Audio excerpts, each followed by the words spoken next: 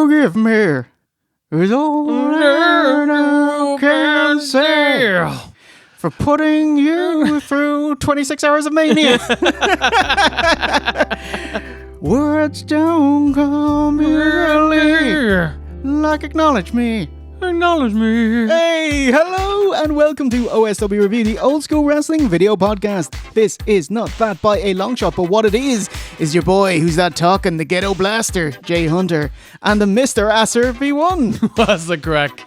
Yeah, oh my god. It is WrestleMania 41, and it's coming up right now.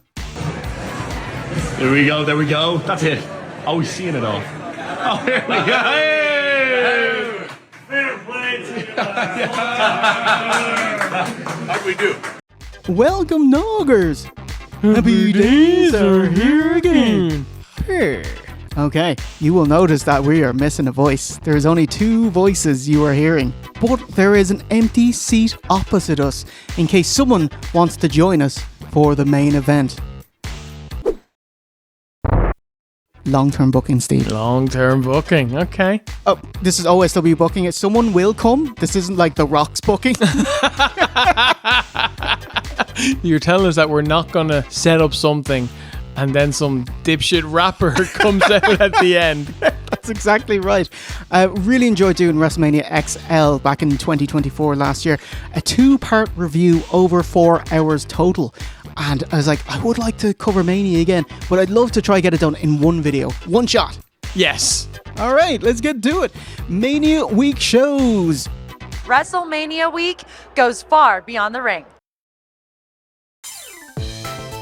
WrestleMania is a gigantic event, bringing in over $200 million to its host cities.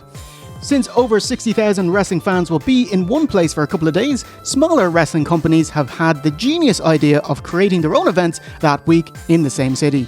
Initially a week-long thing, they noticed fans pretty much just fly in Thursday. So yeah, let's just compress that week of shows into Thursday and Friday. Oh my god. Mostly leaving Saturday and Sunday free for WWE. I love that indie companies since 2019 have bandied together to present their shows in unison called The Collective, which this year includes WrestleCon. Speaking of... Sorry, Stephen. I got 6 matches for you. Okay. Former Princess Tag Team Champion taking on one of the staples. WrestleCon, Mickie James versus Maki Ito. Oh yeah. Chat shit get bum. This was like the most interesting bout for me personally. Mickie looks great. No plastic surgery either. Good man, Nick Aldis, keeping her mentally healthy. 10-on-10 husbandry, mate. After a minute of slow wrestling, stop, Mickie tells us, let's have a sing-off.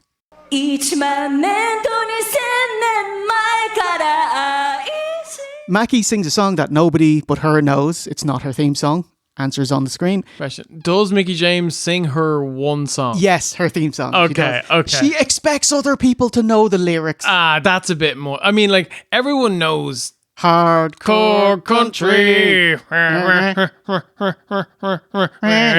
She tries to do the verse and like no one's biting. Cause I'm hardcore country. Mickie hot dogs for so long that she loses the crowd. They start booing her. Oh no! Maki, what a pro. She was like, this is my opponent. Yeah, boo her, woo. You know, trying to make it a work. Yeah. That's good actually job. clever. It's good. Yeah. I was worried that Mickie was horribly out of ring shape when she's doing this, but she Pearl Harbors the Japanese lass. We're okay. Maki takes control. Nice single leg Boston Crab, but Mickie just pulls the hair to escape. And it's like, oh, you couldn't do that to Bret Hart and the big oily head. That would just be gross. Headbutt and timber head bonk. So Japanese ladies have hard heads? I mean, they're foreign. Yeah, I guess, and they're from the Pacific. Yeah. That's what I love about wrestling. You learn things. I quite enjoy Mickey's chick kick. Roundhouse looked awesome, like Sub-Zero out of MK1. And obviously Scorpion and Reptile. Yes. Dodgy jumping implant DDT finish. Mickie's not happy with it either. Just pause. Look at her expression here. She's like, Sexy pin. It's like a muff dive. And Mickie wins. With the pinfall, gets the victory. All right, okay. I still don't know why AEW let Maki Ito go. Just in general, nobody is like her. She's got her own niche of superstardom. Yeah, obviously, I don't know if she's free to be signed by anybody else. Like, she's not the world's best wrestler, but she's got something special. Yes, and all she does is hot dog, and she's great at it. And you could just sign one of the other 20 Maki Itos from Maki Ito's Fed. I still get shit about that. I love you know, they are each very unique snowflakes. Just because it's making waves on the internet. Main event with Special Enforcer Dan Severn. It's Minoru Suzuki versus Butterbean. Yes. Let me tell you all about it. Let me tell you, brother. An abomination. Butterbean's like just walking down to the ring. He is like Andre moving. Not early 80s mobile Andre. Like 92. Andre, he cannot walk with ease. He's so mobile. I don't want to have a go with you. Yeah, I'm just worried about you now. Yeah. Like he's having a tough time throwing punches. Because like I know that he was one of the guys who was helped by DDP. He put out a video, and it's like about a year or so ago now, where he literally couldn't flex his hip. Like his hips were locked. He couldn't get up out of his chair. He could barely move. He could barely walk. So the fact that he's even capable of being mobile again in 2025 is incredible work. Okay, maybe he should just do photo ops or something, you know? Yeah, possibly. Yeah. Whomever's idea it was to gimmick it as let's have 3-minute rounds, well done. Gives Butterbean time to rest. Let's stop. Let's throw the hands up to the crowd. Yay, boo. Yeah, a minute in. And try to run out the clock. The two hot dog install, and even through the first round bell, they keep working. So it just feels not well thought out. Butterbean gets blown up and they end up brawling outside. Will he get back into the ring? No, he's gone. That's it. And it's a double DQ, double count out. Nobody wins, but everyone loses. Minoru Suzuki was just saying he was very upset about it because he had felt like he'd never had a bad match.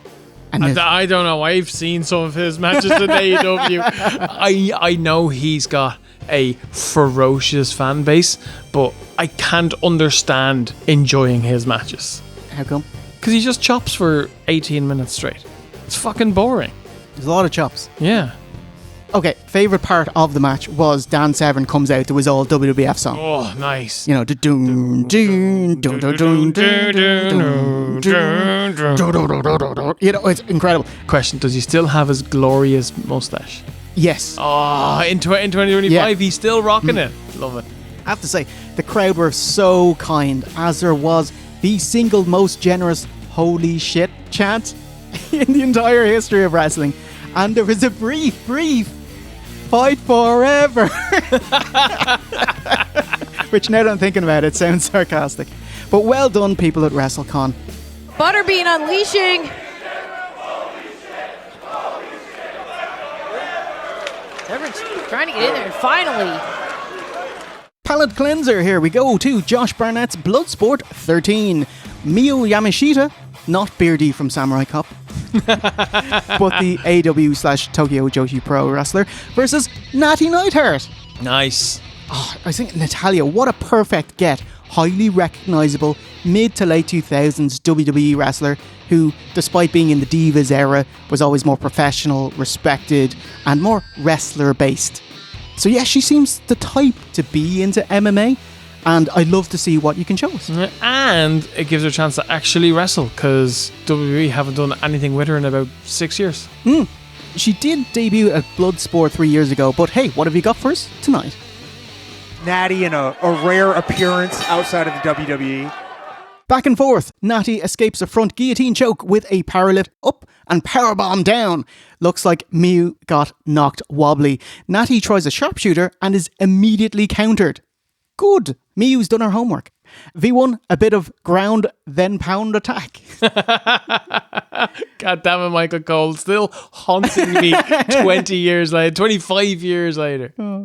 Ankle lock. Escape whoosh Mew into the ring post. Can't call it a turnbuckle as there's no ropes.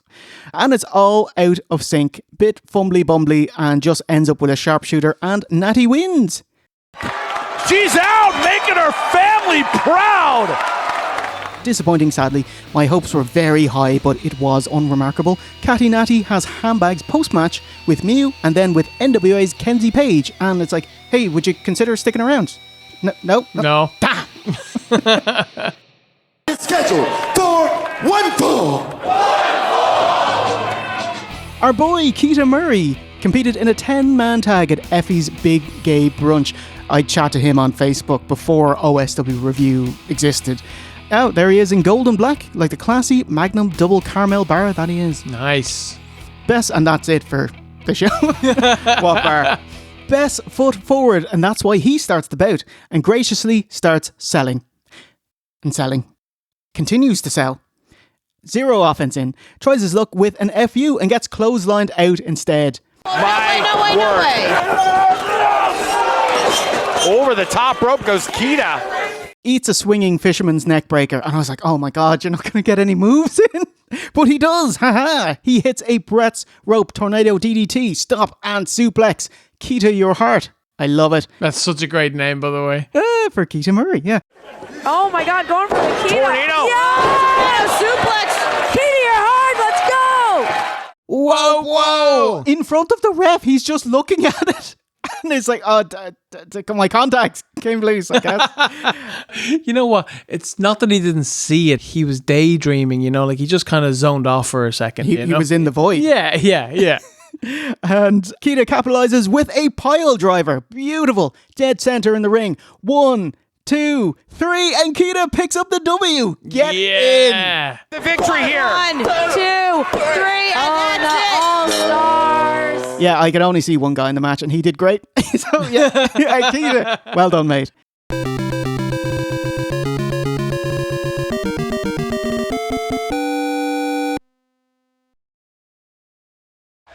Welcome everyone to TNA Unbreakable. TNA Unbreakable. Man, TNA! TNA, yeah. Rebranded to TNA in January 2024. They also... Rebranded. Yes, unbranded. Debranded. And they have the old theme song as well. Near, my dear, near. This is the truth I see. It's world and world where come on and cross the land. We're doing. It is a 6-man. It is the Hardy Boys and Friend versus the Ziggler Boys and Friend. Ziggler Boys and their lawyer. Obviously, that's Mike Santana and Mustafa Ali. Yeah, you just gave me a really nice segue there. I'm well impressed Ziggs can get his brother a job in TNA. It's like, aren't you in court with AEW? With Lionel Hutz. See, apparently Ryan Nemeth here, Dolph Ziggler's brother, he had a scuffle with CM Punk in 2023, and then he was sidelined and released from AEW. And he says AEW further blackballed him from other jobs as payback for Punk leaving AEW. I mean, does that hold weight when he's currently signed, booked to wrestle and higher on the card than he's ever been? And I've also read what his lawyer put forward, and I don't know, man. I think you probably could have written a better thing on the back of a coaster in a pub after 10 pints, Maybe it's the beer talking, Steve. Yeah, so he's suing AEW for all that, but it's gone to arbitration, i.e. it'll be settled via a neutral third party out of court. The Hardy Boys.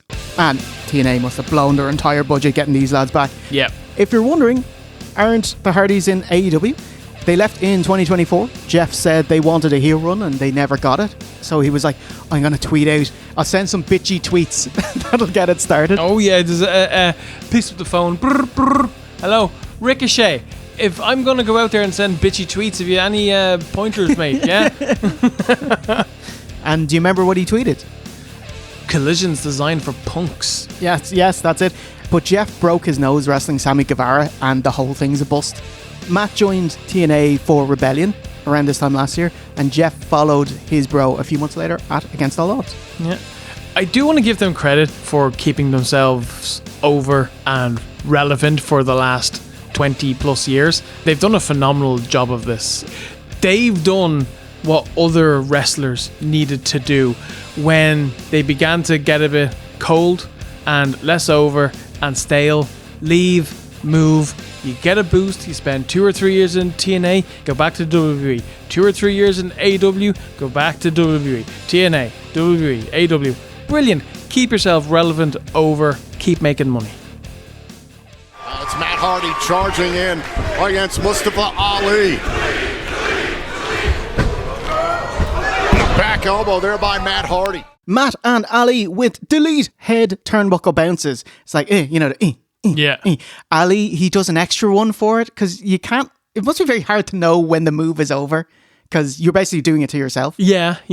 Do you think that, like, in their head, okay, I'm just going to do 10, and if Matt does 9, then he's just going to do 10? Yeah, they should have just said, how many do you want to do? Yeah. Ryan Nemeth, aka the Hollywood Hunk, with a nice standing dropkick to Santana. It was hardcore Holly-esque. I was going to say, good looking wrestler who does a dropkick. So he's Maven, yeah? Yes. Okay. Oh, is that Ryan Nemeth? I was like, oh man, he should have a signature move called Nemesis. Yeah. Ziggs with a face pull. I'm on board. Matt's isolated and taking the abuse. Gets a tag, but the ref doesn't see it. But he dodges Ali's 450. Side effect. And Matt, hot tag to Jeff. Brother Nero cleans house. Both Ziggies are in. Matt's back in. Ali too. TNA guys in. Ali's got some sweet acrobatics like middle rope dive in the ring and bottom rope baseball dive out. He's run off, and that's him done for the night. Good thing too, as it's time for the finish. Tombola clothesline to Dolph. Twist of fate to Ryan. Swan, Ton, Bomb. And 1, 2, 3, the Hardys and Santy win. Nice. Swanton bomb! Santana and the Hardys win! Fun, but, unmemorable match. Do you know? Yeah. But good fun, Hardys are great. Party matches are good crack. Sorry, what do you think of Mike Santana? He's fine. Yeah. He's not a top guy. He's going to get their belt this year, but I don't think he's going to have a particularly long or impressive run. Do you like Mustafa Ali? I think he's great. The great Ali. I think he's a fantastic talent. I think he's better than where he is. I think he could be higher on the card. He could be in a bigger company. I just think what happened to him is that he got released at a time when both companies, WWE and AW, were just chock full of talent and there's no space. But he's really good. Yeah. And remember that in Ali, we trust! And finally, AEW. Yeah! Much like last year, AEW doesn't join in on the Mania week festivities, which I can understand you're too big time to join in on the fun. Yeah. But lads, join in on the fun. Please. Do a show at the collective. Help out the indie companies. I know you're watching, Tony. So what have we got? We got Tony Storm getting photobombed by George Lucas. Yes. He actually is a hobbit. He's a little hobbit man. He should run for president of the Republic of Ireland. Hey. Aww. But money talks and Mone walks. Mercedes defends one of her 4 belts on Rev Pro. Only 4 here. Obviously, she'd collect many more over the year. But in April, which ones does she have? So, she's the TBS champion in AEW, Queen of Southside. Guess what? I got an extra one. Strong women's champion in New Japan. And Rev Pro's undisputed British women's champion. She doesn't have the passport, but she's defending that one against Kanji at high stakes. Sasha has blue highlights here, but like at Dynasty, she had the Latino heat fire, red and orange. And I was like, how is your hair not onion hair from dyeing it every week? Because wig versus weave. Yes, well done. Yeah, are you listening, Math? Our bra Ryan asked Mercedes about it, and she replied, "That's called wig life, honey." Wig life. Okay. Okay. She has a 20-minute... Yeah, sorry. Yeah. I was going to say Wigfield. What day was this on? No, it was on Thursday. Ah, God damn it. This wig is not going nowhere if you try to fight me. Even on my off days, I will sew it down, I will glue it in because you can't trust anybody on the streets. Yeah, it was a 20-minute bout with Mercedes and Kanji. Kicks off with a woman handling Kanji and Bruce Hart's over her, just steps over. Yes. Marked out. Mercedes rapidly tries to apply the crossface, but escaped. You watch it, mate. Nigel McGuinness sitting on the ropes and a fulcrum kick. Love it. Some great in-ring storytelling that Kanji is still too strong. Like Mercedes tries to Irish whip her out of the corner. Stopped. Tried again. Stopped. Okay then. Forearm to the face. Bam. Actually, she puts the brakes on that one and reverse it. Really good. In general, this match is way better than Mercedes in AEW. She seems to have highly scripted matches and maybe just her opponents, like she was wrestling Julia Hart. Oh, she's new. Yeah. But yeah. Oh my God, lads. Yeah. But that match was not good. You know, like Julia got lost. Like Mone has had amazing matches with Statlander and with Willow. And she had a great match with Athena about a week or two before Mania. That was phenomenal. Yeah. Mercedes, the jackknife, the cover two. The CEO applies a crippler crossface. Roll out, breakout? Okay then, I'll reapply it. Break out again. Stompy, stompy, stomp. Stompy, stompy, stomp. Sasha modifies her bank statement into a submission choke using her foot. Tap, tap, tap. Nice. Oh, Choking Kanji. Kanji tapped. Kanji had to tap. There was no choice. And the CEO remains the undisputed British Women's Champ. It sounds like Right. some kind of like modified go-go platter, which I'm all for. yeah, really cool. Like, in general, I'm not a huge fan of Mercedes Moné, but she did really well here. I was just wondering, why is this so good in general? Like, I don't want to sound like a big smelly mark saying, oh, watch the indie match. The indie matches are the 6.25 star. But it's like, maybe there's far less pressure and you get more time. So she has like a full 20 minutes as well. You've more time and you've got the freedom. I think the indie mindset is everybody goes out to try to have the best match. There's no booker there going, well, you can't do that because we're going to do that in the main event. Like, everyone just gets to do whatever they want. She has earned the respect of Mercedes Moné. And that is the end of non-WWE Mania week. What do you think about that? I thought that was actually a bit of crack. I quite enjoyed hearing about Butterbean and Mickie James, one of my all-time crushes. So, love her. Good stuff. Excellent. So with all that done and dusted, let's have a quick chat about the state of WWE, NXT, and the Hall of Fame. Think of the things that you could buy with that kind of money. Think of the things you could do with that kind of money. How are WWE doing? Incredible. Insane revenue, insane fan attendance, insane ticket prices. How successful are they? TKO and WWE are confidently arrogant enough to boast the highest gate, i.e. we charge the most of anyone in wrestling history, and the cheer. Yeah. And the twats cheer. Tickets for Mania, nosebleeds for both nights, cost over $1,000. Nosebleeds. Oh, God. So you were in my place on the night of Elimination Chamber, and just for the lols, we Googled how much would it cost us to get like the best seats that are left for WrestleMania. We just priced 2 because, you know, Ook wouldn't go. 22 big ones. Yeah, 22 grand. Like, that's a mortgage, do you know? WWE's Vegas production cost is budgeted at $33.7 million for them to put on this week of shows. However, they're getting $4.2 million in tax credits from the Nevada Film Program and a $5 million WrestleMania side fee. Yeah, so that brings it down to what, 23 million fees, the cost, and then they made what, 40 million on the gates over both nights. That doesn't count access and all of the extra bits and bobs, Netflix money, and of course merch. They are sailing. They're so good at making money. Yeah. That's probably the difference between them and all other wrestling companies. Yeah. Is that they've always made money. Apart from 2 years, 97. Don't worry about that. At 2003. 97 was a loss leader. You know? That's how good it was. Yes. Rewrite the narrative. Let's control that narrative, Steve. Our seats were like, what, 30,000? Yeah.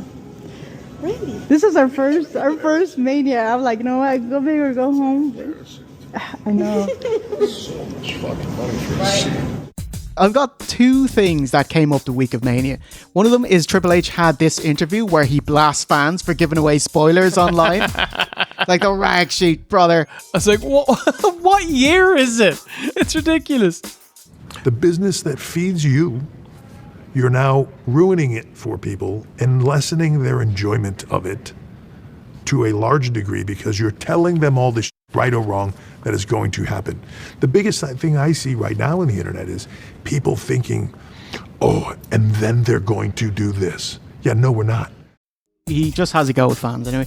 But it was like, oh, okay, that'll make... I actually do agree with you. I loved when kayfabe... I loved when there was a curtain between us and the performers. The magic was still there, as opposed to knowing everything about it. Yeah. But then you have... Fucking Stephanie McMahon, the wife here. Here's a picture of you on your yacht with the bloodline. that blood feud hate each other.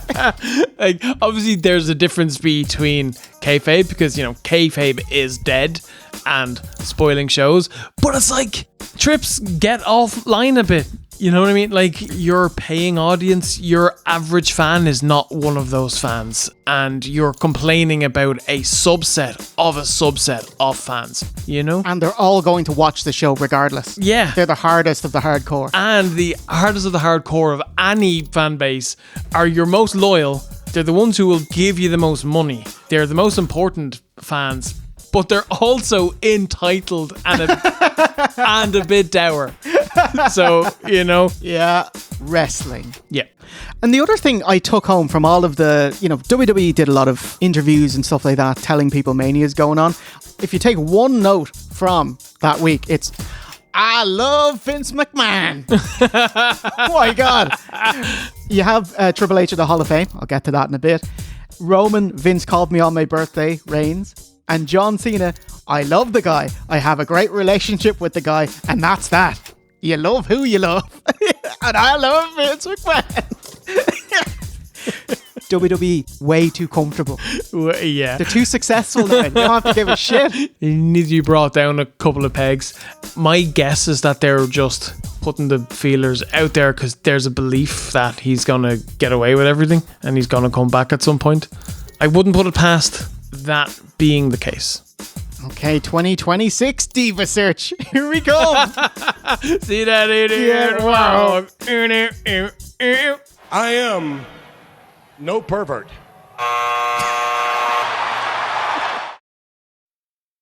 Steve-O, we have now reached about noon on Saturday. The poor fans, the poor performers. NXT Stand And Deliver. Who will have luck on their side? Who hits the jackpot? Who stands and delivers?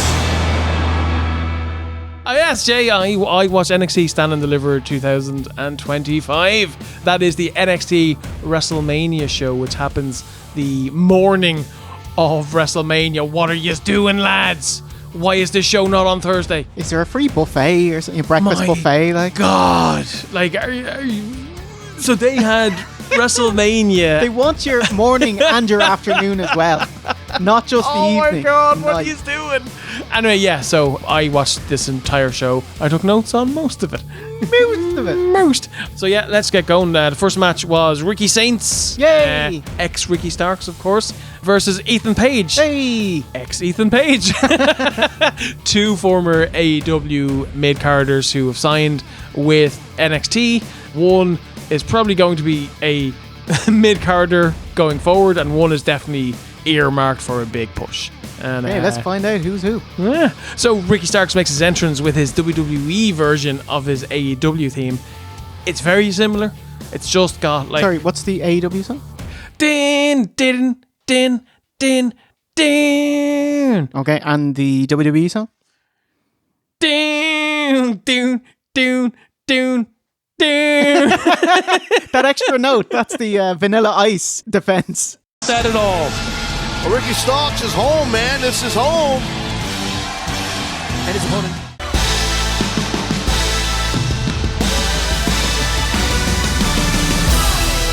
Yeah, so brawling straight to immediately brawling to the outside. My God. Ricky Starks does his taker rope walk, but puts a little bit of stank on it, you know? It's very, very nice. Goes for some kind of twisting DDT off the top rope, but Paige drapes Ricky Starks over the ropes and hits a running power slam on the apron. Very nice. Spot of the match, Ricky Starks goes for a springboard crossbody to the outside. Goes through the announcer's table and sells his knees, and Paige immediately grabs his legs and slaps him in a Boston Crab. Very good. Right now, Ricky Saints has to be feeling the championship slipping through his fingertips. Fans begin to chant Tony fumbled. Oh, just like prior to when they had their scuffle on NXT. This is the new thing now, where anyone who was once with AEW and is now with WWE or NXT, the fans, the like super smirky fans, are going to chant fumbled. See, the problem is that both AEW and WWE have like 400 wrestlers on the roster, so inevitably they will fall through the cracks. Like, sure, Tony Storm, and it was an NXT, Swerve was an NXT. Yeah. Like, people cross back and forth over for a better slot. And it's great. Yeah, and that's awesome. Long may it last. Like, I wish it happened more. I also just want to make it clear, it's like Ricky Starks made it very clear that he was going to follow Cody. Like, he wanted to leave. His heart was in a different place. And it's like, what's Tony going to do? You know what I mean? It's best for business and for his company to not push him to the top so that you can send over a ready-made star to the other company. Anyway, Ricky hits his float over a scorpion DDT and a powerbomb. Then fires up, hits a shitty spear and his Rochambeau, which is like a sit-down dominator. It's not a kick in the balls. It's not a kick in the balls. You're absolutely... And then he gets the win. Into the cover goes Saints, and the revolution continues. Solid opener, an above television main event level match. Not great, but like really, really solid. Ricky Saints, very charismatic. He definitely has something. And Ethan Page, solid hand. Do you like Ethan Page? There's this video sent to me by one of our bras who runs a wrestling shop, and he had Ethan Page over, and he was super nice. He's really patient with fans as well. So, he's a nice guy. Great guy. He's a big dude. He's a good wrestler as well. Yeah, I wish him the best. Yeah. Yeah, of course. I had my grandpa draw this for me. Holy! Oh, you watch the toy hunts? That's a mystery bag. Sometimes I watch it with my brother. Dude, that's awesome. I mean, you could have made my arms a little bigger, but I'll let it slide. Thank you. Let me see that picture. I'll sign that for you too. Match number 2, Fraxium versus Hank and Tank. What kind of Commodore 64 game is this? So, Fraxium. I think it was on the Amiga as well, you know? Anyway. So that's Nathan Frazier and Axiom. Yeah, makes sense. So, you know, modern day naming gimmicks. Portmanteau. They call them Fraxium. I was going to say, I think they've been the best tag team in the entire business. Wow. In the last year. They're outstanding. Nathan Frazier is incredible. He's the fastest professional wrestler since Speedstar himself. Oh my God. Masato Yoshino. But yeah, impossible match to call. A flurry of spots. I actually have here, it is a blur of fast-paced offense, a flurry of moves, incredibly exciting, but it doesn't particularly fit into the framework of a story. It's, I'm going to do 8 moves, you won't sell, you'll do 6 moves, we won't sell, we'll do tandem moves, the crowd will go wild, hit the finish. Bang! Cover! Count! They did it! They put it together, and they did it! Hank and Tank finally beat Fraxium. It's their first time to be beaten in like a year and a half or something, and they become the new NXT Tag Team Champions. As I say, they look like WCW's High Voltage. Oh my God. just to take the shine off there. So I just also want to make it clear that like the fact that I say that I couldn't really take cohesive notes for this to like tell you what happened. Doesn't take away from the match. The match was awesome. Put down your phone or your pen or your notes or your keyboard and just actually watch it because it's fucking great. Okay. The Phoenix Splash. And this is how you retain the championship. We got it! Holy crap! You were saying that the 6-women's ladder match for the North American title didn't interest you much? It's more just that, so I'm hot and cold when it comes to NXT. I think their big shows are fantastic. And their main eventers are great. And then as you go down the card, it's very evident that NXT is full of green wrestlers learning how to wrestle. And when I just looked at the matches and I'm like, oh, ladder match. And then I read it and I just go, I know exactly what this match is going to be. It's going to be a series of everybody gets 90 seconds, go in there and do moves. There shall be no selling. And then once everybody gets their shine, then we'll go to the finish. And is that what happened? Possibly. So match 3 is a ladder match for the women's North American title. Izzy Dame, not that Izzy, or that Izzy, or that Izzy. It's the other Izzy. Okay. Versus Kalani Jordan, Lola Vice, Thea Hale, Zarya, and Sol Ruka. Okay. So, story of this match. Everyone gets their 90 seconds to 2 minutes to shine. It's a roller coaster video game match if I've ever seen one. It pissed me off at the very start because it's the most contrived, overthought, worst aspect of WWE, where they have all of the women line up in a semicircle facing the hard camera, kind of posing and looking up at the title, as opposed to, you know, you're supposed to be mentally ready for a fight to win a championship, you know? Like this is a good photo op. This is not a photo op or something that you're going to slap into a video promo package, which is obviously what it's meant for, you know? So, yeah, I just think that this is exactly what's wrong with the overproduced WWE and we're in wrestling NXT style. Yeah. Oh, I actually think it's worse. Oh, wow. Yeah. Okay. NXT is actually really bad for that Full stuff. Sail, and that's like a media college. Or they were anyway.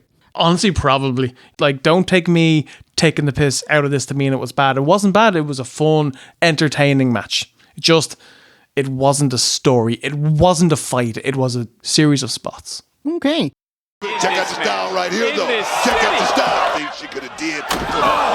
World's littlest slam. This can be to your body. Still pulling it off. Look out.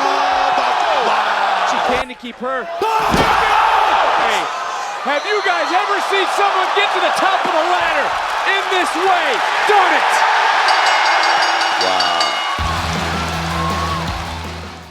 And finally, in the main event, you have the NXT World Title, which is Trick Williams versus Obafemi, the champion, versus Javon Evans. Man, this Javon Evans, he's like 20 years of age, and he is outstanding, phenomenal athlete, great pro wrestler. He's been wrestling 4 years, so he's not just this green kid who's coming in and doing spots. Like, he actually gets it. He's someone who I think they should get out of there as soon as possible. Like, let's start pushing young people up, you know? Yeah, so it's him versus Trick Williams, who we actually covered. He was in the main event of the NXT show last year. He's fine. He's very good. Great look. Charismatic. I think he's gotten better in the ring. And Obafemi, who's awesome. Oh my god. Just this big fucking bruiser, beastly badass. Love him. Future main event top guy, without question. This match also kind of falls into the same issue as the rest of this card. It's like, storylines be damned. We're just going to go out there and do a billion moves. We're going to pop the crowd. They're going to love every single second of it. Everyone gets their couple of moves to shine and look good. But it's ADD wrestling, you know? But it was incredible. Oba gets the win after hitting his big powerbomb on Javon. Keeps his belt. His NXT title is going to continue on. Fall from grace, sit down style. It's Obafemi, who is still the NXT champion. Excellent. Sounds like a great card. How do you feel about like NXT week to week? Hate it. hate it. I think it's garbage. It feels like fake pro wrestling. They feel like people playing characters.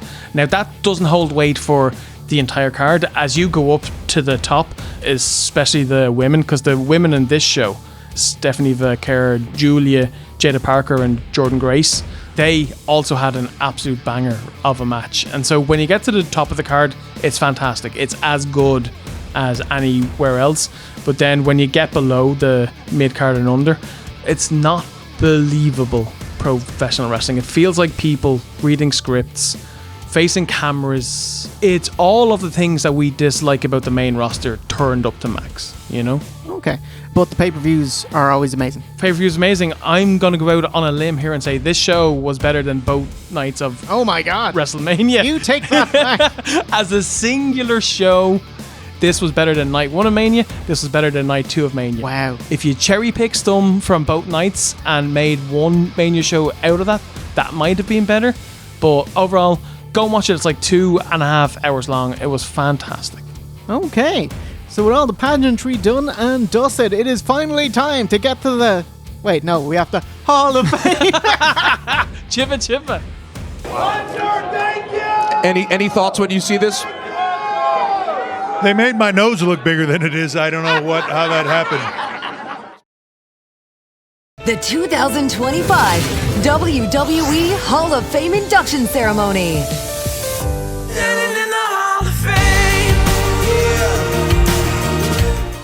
The Chibba Chibba Hall of Fame. Fame. First up, we have Lex Luger. WWE with the most generous retelling of his WWF career. People were desperate to get a peek at Narcissus. I mean, they were in 2021 when we covered it. Bobby Heenan was, but he was getting paid. And Lex slammed the 568-pound Yokozuna. Cut to Lex's interview, like Yokozuna slammed himself. We did it live first time. I had to help turn him. I was so happy it came off. I go, Yoko basically slammed himself. He was that agile. Yo, it's me. It's DDP. Inducted by DDP. What a wonderful man. He delivers a kind and empathic speech about all the God-given gifts Lex had, how it was taken away, and it was providence that DDP was in the room that night Luger had his fall, which caused him his spinal stroke and becoming wheelchair-bound. I hadn't seen Lex in over 5 years. But on that day, God put me in that room. But what Lex lost, he found purpose in pain, faith over fear, hope over despair, and his story is a message of hope, and it's led Lex here to the Hall of Fame. It's so uplifting. I don't have enough superlatives for DDP. He's doing God's work. Thank you. He's maybe the best of all of the wrestling people. Like he's just such a good guy. Yeah. Ladies and gentlemen, please welcome WWE Hall of Famer, the total package, Lex Luger.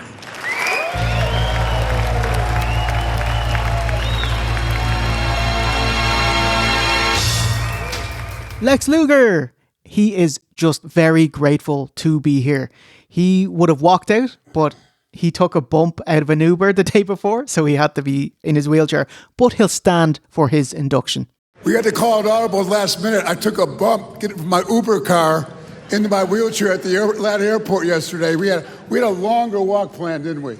It was a longer walk. But I'm standing for this. Damn! Yeah! Get up! Hallelujah! Not much on his wrestling career. He credits his turnaround with finding Jesus, metaphorically, in April 23rd, 2006. You find him at the end of a pot of gold, didn't he? I was thinking of Jesus. Repeatedly mentions Pastor Steve, who was instrumental in his life turnaround. He went from doing community service and cleaning out cats and dogs' litter cages, and finally agrees to go into this particular Walmart and meet fans, i.e. accept himself. Every year, Lex's mum asks if he's going into the Hall of Fame. She's now passed away, so he dedicates this induction to her and says, "We made it, Mom."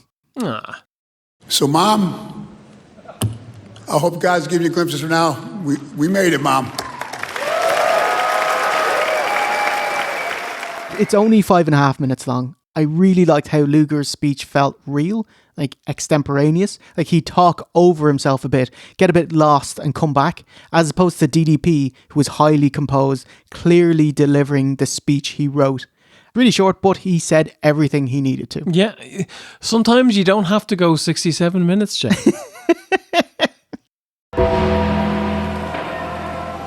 Undertaker inducts his wife. He corrects us that today he's not the Undertaker. He's Mark. Or a Mark. It popped me huge. McCool walked into WWE and was like, well, it was the Diva search during the Tramp era of WWE. Yeah. She dry rated in. Yeah. Actually, I'm just being facetious. She was presented as the person that wants to be a wrestler, i.e. she was taken seriously. Fair dues to her. Like in a group of go-go dancers and pretty bikini ladies, she was the wrestler. Check out our No Way Out 2005 episode for more. Obviously, Mr. McCool says Michelle, she embodied the women's evolution before that was a thing. She was driven and gets what she wants, like relentlessly pursuing me. I was worried he'd leave it out, but I appreciate that Taker mentions the dual Divas champ, Lay Cool. Oh, good. And it cuts to Layla proudly smiling in the audience. Yeah. Awesome. Michelle, she comes out. She says she considered signing up for Tough Enough and binned it. She mentioned getting an unknown call from Connecticut. It was WWE. She shat herself and let it go to voicemail. But when Diva Search came up, she secretly filled it out. Michelle confidently delivers a pre-rehearsed speech complete with hand motions. Fair enough. And inspirational words you can use in your life too. Saying, my story is your story too. Like thinking about when she got a job with WWE and like, okay, I'll do the audition. What if you are enough? And she'd also be like, what you tolerate is what you validate. And not every voice deserves attention. Taking the shine off these lovely words, she gimmicks her anecdotes, calling them a flawless finish each time. Like, your calling is bigger than their commentary. That's another flawless finish, TM. My last flawless finish, failure isn't fatal. Many of you may not know that I've dealt with severe kidney and liver disease for over 25 years. She dropped some personal struggles, saying she had severe long-term liver issues and spent 16 days in hospital hallucinating, but spins it positively. It meant she was never alone. Like, Tori was on every ceiling tile, Cena and Big Show were guarding the parking lot, Layla sneaking in her Mountain Dew. Her Mountain Dew. You don't have to Americanize the word Jew. So to finish off, Michelle talks to her family and then to Layla. She starts hot dogging about, hey, let's do one more run, brother. Oh my God. It goes nowhere and she just kind of moves on. It's quite funny. And ends on a joke saying she was impressed with The Undertaker, how he pursued her for months. The opposite of what he said. Didn't take no for an answer. You got me to say yes. Impressive. My dear husband, Mark, the way you chased me for so many months. Impressive. Yeah, a flawless finish, TM. Fine, like heavily rehearsed speech with some fun quips and insight. Like, I was going to complain that her Hall of Fame induction was just to get The Undertaker into Vegas for Mania, but like the Bellas, Tori Wilson, Stacy Keibler, Beth Phoenix, Charmel. Yeah. That's actually, no, McCool, you deserve it. If these guys get in, you absolutely deserve it. Definitely. Next up, Austin and Brett from WrestleMania 13. A match is inducted because that's the thing now. It's like, let's stand and clap for this 1/8 of the pay-per-view. Lads, this 22 minutes of footage. I brought out the fucking Betamax tape it was recorded on. Well done. Oh, your cynicism is... It didn't even fucking win the top 50 WrestleMania matches on YouTube. It came second? Yes. Sean Taker at 25 did. That's because they're going to do that at next year's Mania. Long-term build. Yeah. It just looks lame because it lost, you know. So WWE are like, yeah, we burned through all the good inductions. How can we get the lads in? And so here we go. Here's the reason to get Austin and Brett into the Hall of Fame and have them do a thing. So why are WWE doing this? Because WWE are owned by TKO, who also own UFC, and UFC have their own Hall of Fame, and they have been inducting great matches into their Hall of Fame from day one. And I actually think it's good. Let's have smaller classes. Let's induct one match or even a moment every year. It's fine. See, that's the problem with, in the earlier days, you'd have a class of 15 people. And they just burn through everybody. Yeah, so we're out of ideas. Yeah. I can't wait for them to start inducting like camera shots. From like, do you remember WrestleMania 7, Macho and Liz get together and they have that goggle-eyed fan going, it's Jameson. Son of Jameson, yeah. Okay, 2 more left. The natural disasters, earthquake and typhoon, aka John Tenta and Fred Ottman, combined 7.5 minutes to talk. Someone else needs a lot longer the rest of the show. Quake's son shares a wonderful memory of his dad popping in a VHS at home. Hey son, why don't you come in? We can watch it together. What was it? It was an episode of Primetime Wrestling where he was making Quake burgers. This is where he did the running and he did the earthquake splash on Jake's bag with Damien. Yeah, splicey. No! He's gonna go! Come on, he's gonna... Oh, God! His son, John F. Tenta, so pleasant and composed, knocked it out of the park in 2 minutes flat. Well done. Love his Instagram as well, because he just posts pictures of his dad and just tells us all the great stuff about him. Oh, by the way, he's a massive fan of Return of the King. Earthquake. Tuggers confirms that they were mates before they were a tag team. Himself and Tenta were a bit childish at times. Yes, they did ride the Dumbo ride together, cackling, wearing mouse ears at the time. In 2005, Earthquake was asked how he'd like the fans to remember him. He replied, a pretty good heel. And WWE had that inscribed on his Hall of Fame ring. Oh, that's cool, man. That's so lovely. Oddly, Tugger says, this is for you. And I thought he was going to do a hoo. Yeah. But it was, no, this is for, I'm dedicating it. Fine. Okay, this moment. Yes. Okay.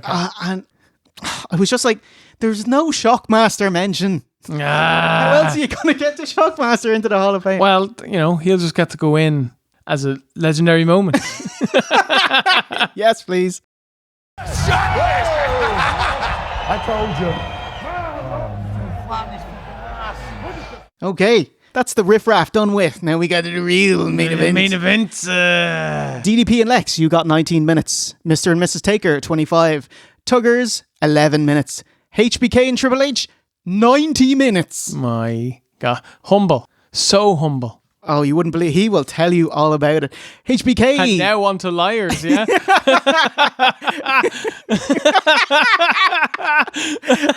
Now we move on to liars. But eventually, I got out of his headlock. And now, where are you, Father Eamon Hunter? HBK says Jubilee would have been just as decorated had he not married the boss's daughter. Really? You'd be a 14-time world champion, would you? You'd be in charge. Yeah, running WWE. You would have gotten Metallica Nothing Else Matters for your promo video, yeah? Watched something, thought it was the greatest thing he ever saw, and said, I want to do that. HBK says, our wives have been asking us about it, and yes, me and Triple H, we've kissed, but only on camera. Didn't get a big of a laugh as I would have thought. Yeah. The only times we've ever kissed was on live television in front of all of you.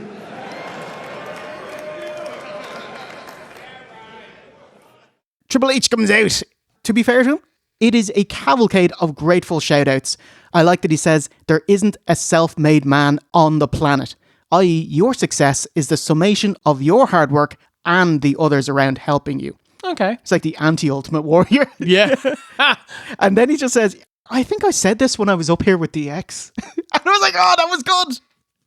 When he started weight training, Trips calls himself a 6'2", 130-pound string bean. He picked up weights and fell in love with it. He was inspired by Schwarzenegger's pumping iron. He used it as a blueprint, the Austrian-American dream. World's strongest man, Ted Arcidi. Yeah, most average man, I'll have you know. His advice was, you're a nice kid. Don't get into the wrestling business. It's a horseshit business.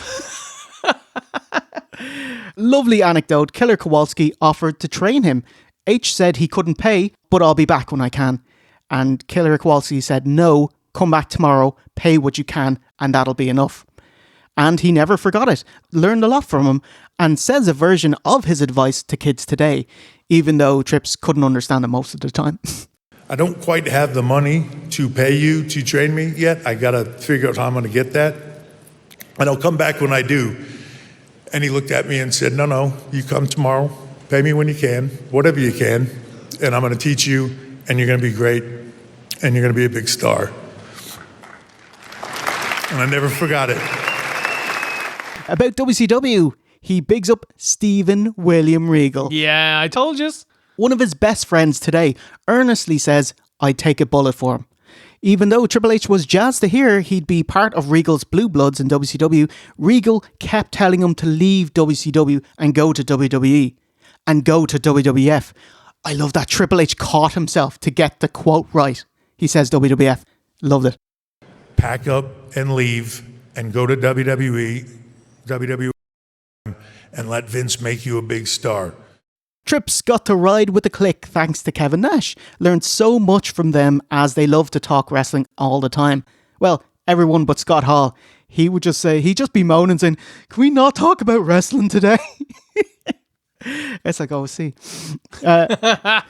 Triple H leaves out carrying the Clique's bags, of course. But here's a story where I look great and the kid looks like a punk. He's totally fine. I start to talk to Sean, who I'm thinking, oh man, he is getting a little bit worse. And I go to turn to Kid, and Kid is face down in his strawberry shake. Over 50 minutes into this segment, and he just gets to China. I'm going to say liars. And now we move on to liars. We would meet Joni Lauer. China. Says he instantly knew that she'd be his heater to get heat, was a mammy to both iterations of DX, and the opportunities women wrestlers get today is because of China's efforts back in the day. Which is super lovely. Obviously, he leaves out he was dating her and living with her when he was chasing Stephanie McMahon. Because you'll just never hear that in WWE, so I need people to know that was the thing. Anyway, family-wise, Linda McMahon, who gets a pop, surprisingly, would hate me going 15 minutes too long. Look at her now, from CEO to giving back to the country. Applause, surprisingly. To Vince McMahon. Large applause, also surprisingly. No, not around. No, I'm not. You're not surprised? No. Wrestling fans on seats and wrestling fans on phones are a different breed. I owe him professionally and also personally. He's the dad of my wife, granddad to my daughters, so it's complicated. I love you, Vince, and thank you. Let's move on. And honestly, I think that's fair. I know Vince is persona non grata, and he's a bad dude, and he needs to go down. But he is still his family. You know what I mean? Helped his career of all of these people who wouldn't be where they are without him. Yeah. So it's hard. It's not easy. And every wrestler, when asked about this, says similar things. They do like Vince. You know what I mean? And the real world is complicated. You don't draw clear lines in the sand in the real world as you would, elsewhere. So yeah, it's difficult stuff. Okay. And here's where I entered the void of hearing him talk, just retaining nothing. But I perked up for, thank you, Orton, for being a fuck-up headache. It's actually beneficial when training young scamps now. And cheers to the other Paul. Paul Heyman, who got the inside of his Hall of Fame ring signed consigliere and wants an applause. I was like, I don't speak mobster. What's the gonna? No, you're no. Had to look it up. Consigliere means high-ranking trusted advisor to the boss. The Pope also has one. Oh, and who's the boss? Bruce Springsteen. That's the whitest answer. And oldest. Shake, what's the boss up to nowadays? Springsteen? I love the E Street Band. You know he's recording a new album with Pete Seeger? All acoustic. Yeah, in general, Triple H, he's quite gracious and respectful, and it's cool that he intentionally drops F-bombs and S-bombs. It just went an ice age. He acknowledges so many who helped him along his way, but mate, save it for next time. You had your DX induction, your induction tonight, you still got the Evolution induction, Authority induction, match inductions with HBK, with Taker, with Foley, with Kozlov. Yeah, he finishes on fans, haters, everyone. I'm going to leave it with you with 2 words. And then everyone shouts, suck it! I was going to say thank you, but that works too. Hey-oh. Supporters, haters, I do not care. I've got 2 words for you. I was thinking thank you, but I'll go with the suck it. All right. Thank you very much.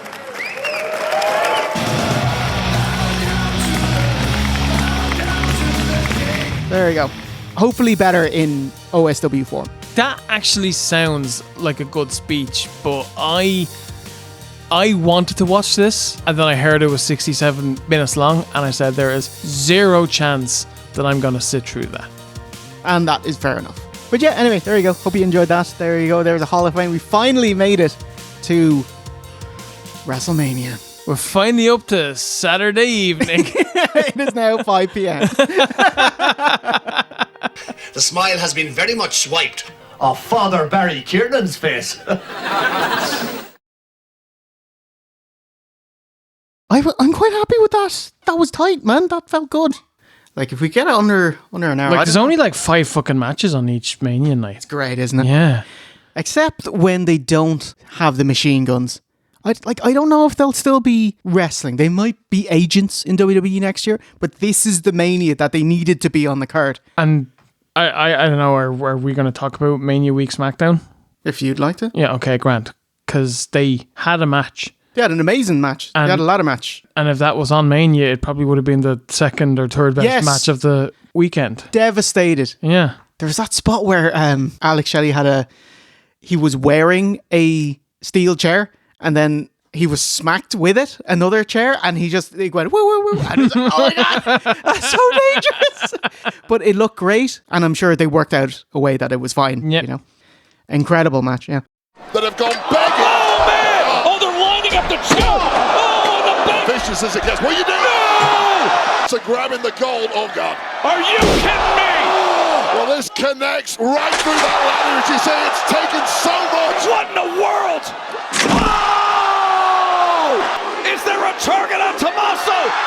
Midair spear through a table! Could it be the only way to retain? He's struggling with it, but gets it! Oh, that was awesome! WrestleMania. Take your time. Get your time. Whoa. Whoa. WrestleMania. Fighting to survive. It's WrestleMania Night 1. Well, night at 4 p.m. Las Vegas time, midnight Irish time. At the Reliance Stadium, a smidge bigger than WrestleMania 9's Caesars parking lot. By the way, in anticipation for returning to Las Vegas, site of WrestleMania 9, WWE released a 1 hour 49-minute documentary on Mania 9. Deathly boring, as they start telling you the history of the sporting events in Las Vegas to try justify an almost 2 hour runtime. 2 pops from me. 1, they show HBK's knob promo. 2 HBKs watching it on his tablet, and he's like, I can't believe they okayed that shot. It's only appropriate that you sunbathe head and shoulders above all the rest. Who thought that shot was okay? And 2, Bruce Pritchard admits WrestleMania 9 was from Caesars parking lot. I flipped. Yeah. He said the thing. You had to build a lot behind the arena. When I say this parking lot, it was an empty parking lot. Triple H is out to welcome us to WrestleMania. And the Latin there on the LED board. Translated, all hope is lost. All the history. Still WrestleMania, you've done something special. All the legends. So Mania opens and there's like a promo package narrated by Triple H, and then he comes out and he narrates the opening, and he looks like he hasn't slept in a week, by the way. Sir, get some shut-eye, please. How did he have a voice left? Welcome to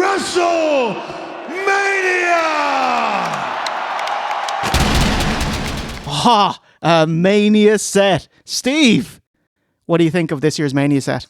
It's really, really nice. Like, I think Mania 39's was nicer. That was the one with the Hollywood entrance with the big stairs and things like that. And I also loved XLs. Look, they're all really good. This is great. It is cool looking. Yeah, so the main part of the set there is kind of like the Plaza Hotel and Casino. But man, if you actually zoom out and look at the entire set that they have. Okay, whoa, okay. It's huge. Like, I think these bits are lights, but like, holy crap. Look at that giant screen on the back. And that was literally what their set for Mania 35 was, which is the worst Mania set ever. Big screen. Big screen. I'm on my way. I'm making it. I do love that they have actual people on the set. Well, influencers, if they can be called people, which harkens back to Coliseums. It's just, I thought it was cool. And here is some nice footage from It's Wheezy Blonde harkening us to our inaugural contest.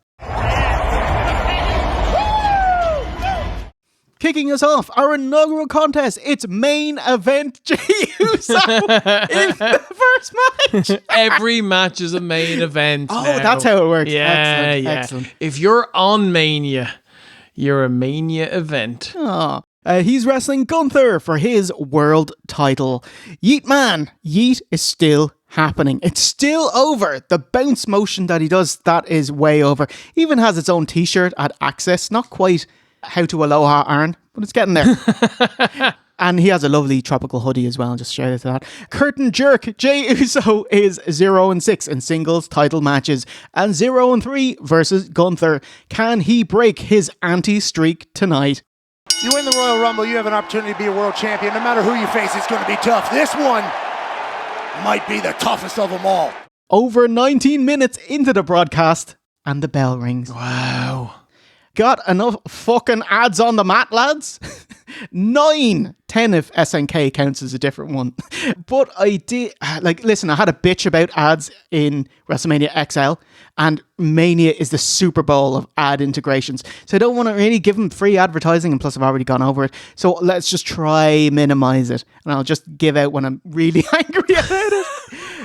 Gunther dominates. Jey tries to come back with a spear. Yeet.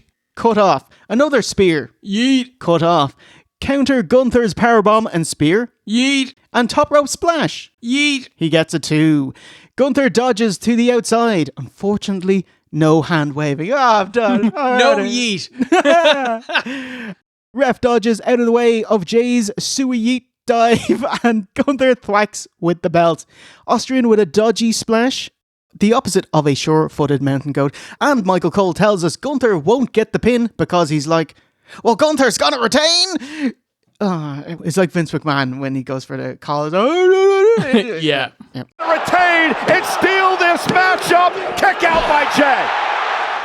Gunther's powerbomb countered a second time and issues a super yeet for a receipt. Top rope yeet. And a second yeet. Third yeet from the opposite corner and applies Gunther's own finisher, a rear naked yeet. And yeet. Uso's got it locked in on Gunther. Gunther's fading. Gunther taps out. Jey Uso wins the damn title. Shocking finish as they teased Gunther couldn't hit the powerbomb. So I expected that would be the finish, like he'd hit it and win. But it never did. So I was shocked at this finish, and yeah, congrats to him. Yeah, I mean, look, I thought this was probably the most obvious win of the night. Oh, wow. Yeah, like there was no way he was going to lose. Like they've been building this up for a year and a half. Well, that just does exactly what I said there. And he lost to Gunther multiple times. So I just, he had to beat him at some point. He's incredibly over. Do I think he's good? He's fine. You know what I mean? Like he actually reminds me of 2005 Cena in a sense that, oh wow, huge praise. He's a bit clunky, he's not the smoothest, but he's super over and he's very charismatic and he's got the backing of the fans. The only difference is he's 39 and not like 25, that's a big difference. And he's got the power of the mullet though. He does have the very power greasy of the mullet. But I'm very, very happy for him. I think it was the right choice. in 2025, in a company with separate brands, multiple world championships, it's fine to have one of them on someone that you want to have a little test run. It's kind of sad. You don't have a guy who runs the company. You don't have a face of the company anymore because there's 2 world champions. Yeah, it is. Can we also talk about the people who think Gunther was buried? Has there been a more protected man in professional wrestling in the last 20 years? He's lost like 3 times in 4 years. He's been a champion for almost his entire run. He's so protected. He's going to be fine. Yes, I might agree, but oh man, his booking the next month. Because it's like, what do you do when you have no one to feud with? Oh, I'm going to fight a commentator. And like... I like that. Jerry Lawler isn't around to batter. Or Michael Cole. He's too busy hooking up with Heidenreich. So... bear in mind that Backlash only had like a 3-week build. They're not going to be on your television for too long. So, you know, looking at you, Orton, you, Pat McAfee, you, Logan Paul, it's fine. It's only going to be on TV for a handful of weeks, and then we'll move on to the big summer feuds. You can always sneak a yeet in, can't you? Raw, the night after Mania. Oh man, there is no urgency in WWE anymore. It's like, it's just 40% of the show is just entrances and then listening to the fans and soaking in the atmos. And I'm just, lads, get to talk. Get to the money. SmackDown work. It makes it work. And let me just, like, the SmackDown after Mania was actually probably the best SmackDown in a long time. Like, there was the least downtime. But I'd be like, my wrist must be killing me after watching SmackDown. Not for that reason. Tiffy.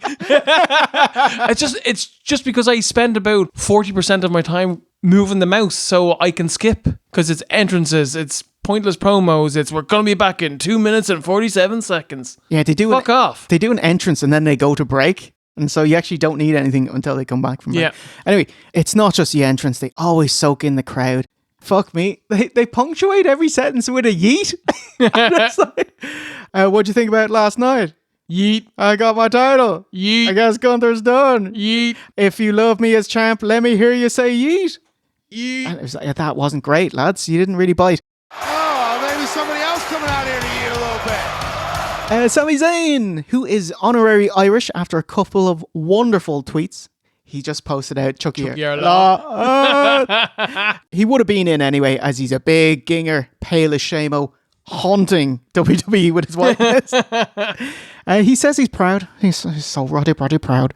And you deserve it. Sammy's like, hey, let's celebrate. Let's do the yeet move together to your theme. Jimmy comes out. Let's celebrate together. And it was like, it'll be a swerve if no one swerves. And they don't. They just enjoy a nice moment together. Yeah. And it's nice to have baby faces be baby faces. Yeah. Everybody on earth is happy for Jey Uso.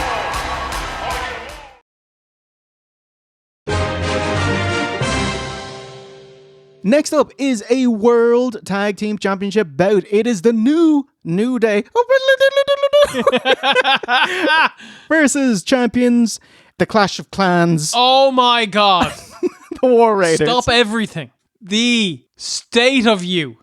It looks like you made your little crown out of the little brown bit of cardboard at the end of the bog roll. So look, you hate having the sacred ring mat covered in ads. Yes. That doesn't bother me. I watch a lot of sports that are not professional wrestling. I'm used to, that. I'll tell you what I do hate. The paid talky advertisements when you've got the commentators who go, oh, well, Ivar is playing the Viking and the other lad is playing the other Clash of Clan man. And let me tell you about these characters. Well, this is what they do and this is what they do. And I'm like, shut the fuck up, please. I hate it. It's awful television and it seems to be something that's going to be happening more and more and it's very off-putting to me. Eric and Ivar dressed as Clash of Clan characters tonight. Eric is the Barbarian King, Ivar as Pekka. I think too much about wrestling. Like I think of it as... I'm not using the word prestige. I was thinking about it. I was going to say, there's no prestige or class. Yeah, I feel like it's more of a TV show and the ads in sports are way too much and I will not watch them because of it. I'm being constantly hustled. And I don't want to be constantly hustled watching WWE, but that's what it feels like. Yeah. By the way, congrats to WWE. They had better Minecraft integration than AEW, because AEW, they actually changed the kind of LED boards around the ring to a bright, blistering blue, aqua color. And at least WWE had less, so well done.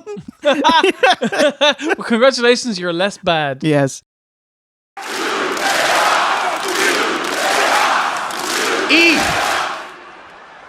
You left us. Raw 10-year New Day anniversary is where the New Day were formed. They kicked out Big E, and they're like, you left us. You broke your neck. So what? And I was like, you're being mean to Big E. I don't like this. I thought it was good heat at the time, but now that I've thought about it, it's like, unless there's a payoff, it's bad heat because it doesn't lead to a pop. You know what I mean? If you're going to have a go at Big E, then your payback should be Big E doing something. Xavier is doing his best as a heel. Like, his promos are good, but I just don't buy it. Because you know he's a lovely guy. And is still lovely outside of WWE broadcasts. Yeah. Like, you know, he's doing a D&D thing with Bailey and that. And it was like, you're just a lovely dude. A big nerd, you know? The New Day tonight looking for a record 12th tag team title. New Day, low-key entrance for them, not giant cereal boxes, but love the back of their jackets, referencing Big E is gone, a 3-headed unicorn, one head has withered away. That's great. Very cool. That's very, very cool. Yeah. Obviously, the unicorn thing is very much like the unicorn headbands that they had back in the day. Do you have any notes for this? I know. I'll tell you what I have. A slow TV style match for the most part, but being fair, Ivar is very impressive for the size of him. A better moonsault than Lita. Oh, wow, because his moonsault, he almost necked himself. But Lita did. So technically it is. Where's the lie, baby? And yeah, I just have oh my god, the pin comes out of absolutely nowhere after a quick double tag by the New Day and holding the leg after a big top rope stomp. Woods with some daylight. Look at the leg. Kofi Kingston with the assist, and the New Day win a 12th tag team title. That's it. Yes, agreed. 9 minutes, a match with no spots. The match, like, the intrigue of the match is... There's no intrigue in this match. No, there's not. Summarized perfectly by Barrett getting Ivar and Eric's names mixed up twice. Wow. Beat too long for Eric. Ivar as he was going. On a random Raw, this would be considered a poor match. Then when you put it on WrestleMania, this is just an outright bad match. So where on WWE's YouTube Best Mania matches will this be? Number 267. Next up we have Jade Cargill versus Naomi. Hey, last time we saw Jade on OSW was WrestleMania XL, winning the women's tag belts. She's been doing fucking nothing. She basically was doing tag matches where she'd sit on the side, so she wasn't getting in any reps. She wasn't improving. She'd get a tag and she'd do power moves, but that's what she was doing all along anyway, you know? So then they did the injury angle to take her out, and then the next time we saw her was at Elimination Chamber 2025. Very good. Yeah. She came in and attacked her mate, Naomi. So she was the one who caused the mystery car angle here. She did it for The Rock. The Rock being Bianca Belair. Setting up this Mania matchup. In shoot, this works out great as Jade is great mates with Naomi, who she's been training with and therefore is very safe to wrestle with, making her more comfortable, maximising their chances of a good match.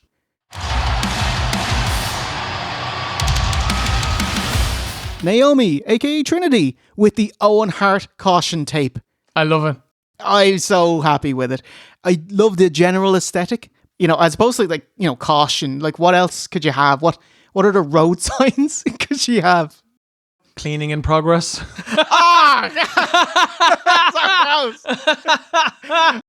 That's rain with hail now. Holy smoke, it is escalating quickly out here. It is time to take some cover.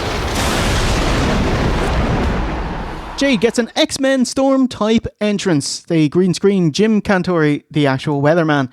Sorry, maybe he's popular in like a local setting or something, but like that's the equivalent of having your man Martin from TV3 do someone's entrance. Yeah. No, Biddy from Ballinasloe. Now there's a bit of snow coming down your way, Biddy.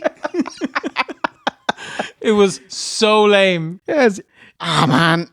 When Jade came out, she's dropped the mullet. Yeah, I hated her hair. Cause it's like WWE's international tour run up to Mania when they were in Italy. Big fresh mullet on it. Yeah. Look at it. Yeah. Majestic. Yeah. Here we go, Naomi and Jade Cargill one-on-one tonight. Watching the match, does Jade have some kind of freaky spine problem? And I was like, oh no, she's wearing a full bodysuit and it's just kind of rocking up, on her spine. Okay. Thankfully. Is it me or is she a lot smaller? Like she seems like she's got less mass, less bulk, less lady beef. Maybe she's trying to get more Hollywood roles. I want to get out of wrestling.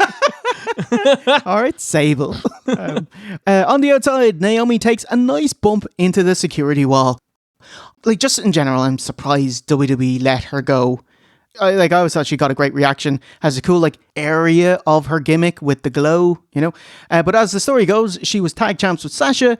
They had a creative dispute with Vince. This was back in 2022. And they just bloody walked out, leaving a hole in Raw later that night. Yeah. So I think it's bad form to walk out before you perform. I think if they had said, we will perform tonight because the fans have paid and we are booked to wrestle and we don't want to let our fans down, but after tonight we're walking out. I think good, know your own worth, and if you think that you're not being treated right, you should fucking walk. Yeah. This is something you don't get in modern wrestling, like wrestlers just walking out. Yeah. This is a 90s thing, so it's cool to see. Like, people care that much. And there was a weird backlash. That came the next month, Stephen. And I wonder if that's because it's women or it's Sasha, because she's quite a polarizing thing, character, Like some people love her and some people hate her. But yeah, I thought they were unfairly hated on as well. Okay. Yeah, they were suspended and WWE let them go. Obviously, Sasha Mercedes went to New Japan and then AEW. Trinity went to TNA, but hey, Vince was ousted and came back in less than a year, re-debuting at the 2024 Rumble. Very safe too, dominating with a head scissors at knee height. Naomi gets too cocky, lunges at Jade, and is caught into a Goldberg jackhammer. For a blockbuster again. Jade picks her right out of midair. You gotta be kidding me. Awesome. Look perfect. Spot of the match. That was really impressive stuff. Same thing, caught and razor follow-away slam. Really like that Jade Bruce Hart's her. Just scuffs, walks over, then scuffs her feet, adding to the disrespect. Top rope bulldog. The change of position kind of threw me off, but it worked just fine. RVD, split-legged moonsault. Can't do it. Oh, so you're not winning. Jade powers up into an electric chair, sells the weight really well. Alley-oops into a power bomb. And so cool. Finish with a Jaded 1, 2, 3, and Jade wins. Jaded by Jade Cargill. What a WrestleMania performance. I thought the match was a mixed bag. I thought that fruit? What kind of fruit? Mixed. Oh. Okay. If there was ever a time to not hit your finisher because it's your finisher, it's this time. Because that spot into the powerbomb, that was awesome. That was the peak of the match. Pin 1, 2, 3. That's a WrestleMania moment. I think the fact that she had to do her patented finishing maneuver actually brought the match down a bit. Oh, okay. Yeah. Okay. Yeah, Naomi, very trusting with Jade with some of those spots, but everything came off well. No botches. Made Jade look great. So, a success. Naomi, she's great. And look at Naomi. SmackDown afterwards. Trinity in full Super Saiyan Owen Hart Nation caution outfit kills the business with my God. wailing on the air around Jade Cargill. My God. I was talking you up all match. Oh. This is what you do to me. She made Shane O'Mac look like the most devastating striker in the business. The Super. The Super. Oh my God. It was a bit. That is a sackable offense. He's punching me right in the right there. These are the worst things that ever happened in my career. Of all the things I've done in my career, some of the most painful things, those 4 little rabbit punches right in the ribs.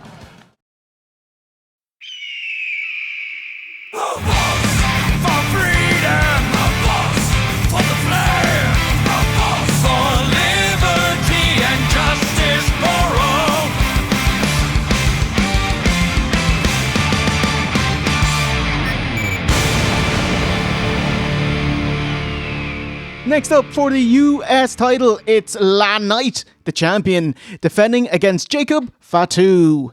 Oh, I like Jacob Fatu. When did the bloodline end? Go and ask the fucking Rock. Yeah?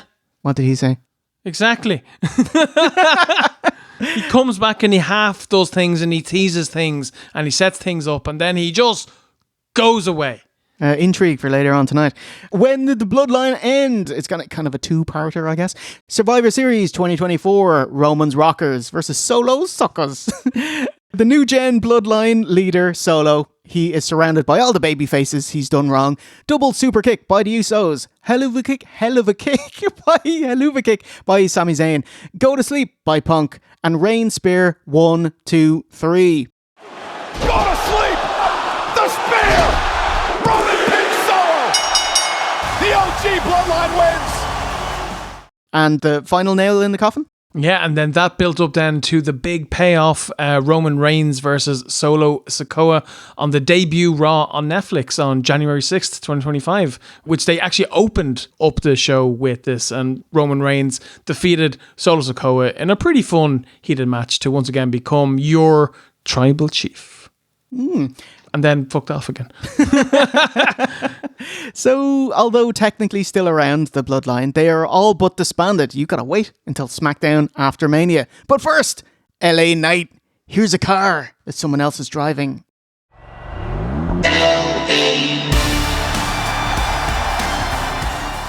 Some bloke dropped them off to school.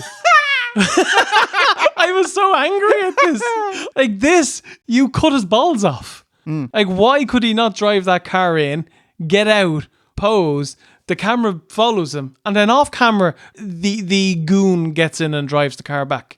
They let Cena rally around Detroit City before he drove into the arena for WrestleMania 21. And then you just getting dropped off by his mammy. If they got it like a British car, the wheel would be on the other side and just like tint the windows, and he could come out what the Americans would think would be the driver's side. Yeah. Or he could just drive from the opposite side of the ramp, which is what they did with Charlotte. Ooh, there we go. And he's facing the Samoan werewolf. I hate monikers. Are werewolves indigenous to Samoa? Yes. V1, what have you got for this match? I actually thought that this was a fun match. I'm a big fan of Jacob Fatu. I think he's fantastic. I think he's clearly everything that they thought Solo was going to be. He has presence. He's charismatic. He's a quite unique promo. Like, he's not someone who you're going to send out to cut a 25-minute promo to open Raw. But he's unlike anybody else, which is what is needed. And he's got a bit more beef. So yeah, the match opens with LA hip attack, throws shoulders into the post and a clothesline, and a very nice jump to the top rope with an elbow drop. What was that? He was standing. You elbow drop to a standing man. Barrett tries to cover it. It was like, oh, you don't see that offense. It's almost like you guys were fucking out of sync. Gets up to his feet, but Knight still connects with that elbow. Spot of the match to follow. We have a leapfrog up to the top rope and a German suplex, a flip over German suplex. And I was like, whoa, that was really, really cool. But unfortunately, Fatu sells it for about 4.3 seconds because he gets straight back up and is on offense immediately with a running bum tackle to the corner. Yes, very much like Rikishi and Umaga. And Tony Storm. Hey. Who might have the most powerful bum of all. There we go. I'll ask Carolina. Carolina approved. Yes. Oh, she loves her. She actually made me purchase tickets to go to see OTT once because Tony was there. Oh. And when Tony came out, she ran up to the front and just took pictures of her arse. And I was like, if a bloke did that, he'd be in prison. and a woman does it, and it's celebrated. Next big spot of the match, we get a moonsault into a BFT. He was a little late with that one. Then big Samoan drop off of Brett's rope, the BME times 2, and then Fatu gets a pin to become the US champion of the US. Wait, so he's not our champion? Oh dear. No. Okay. He's definitely not the champion of Ireland. Okay. Yeah, Who is the champion of Ireland? Would be the world champion, right? So Yeet Man. Oh no! He's the champion of Ireland. No! Jacob! Crowd were so up for this match. They bit for the big moves and the near falls. They really wanted Jacob Fatu to be face. And you get it the next night. He shuts Solo up and hit the bricks, pal. Yeah. I'm going to be a big over babyface. LA Knight, he's still way over. But I felt like I never hear anything about him. Do you know? He had a really big push to get the US title at SummerSlam 2024. I haven't heard anything about him since, but he's still crazy over. I hope they do something with him. He's very charismatic. He's super over. He's just not a tough guy. No. Please welcome the WWE Hall of Fame Class of 2025. Everyone takes a breather. Hall of Famers, come on out. Wave to the people. Blow them kisses. And you just say, Triple H, I'm coming out last because I'm the main event. And he goes to handshake Austin and Bret Hart. And look just how does Bret react?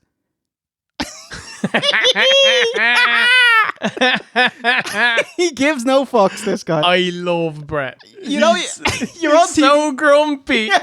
He's still bitter. Still, that keeps the life force strong. The luchador's mask may conceal their identity, but their undeniable connection can craft a legacy that echoes throughout eternity. He is El Grande Americano.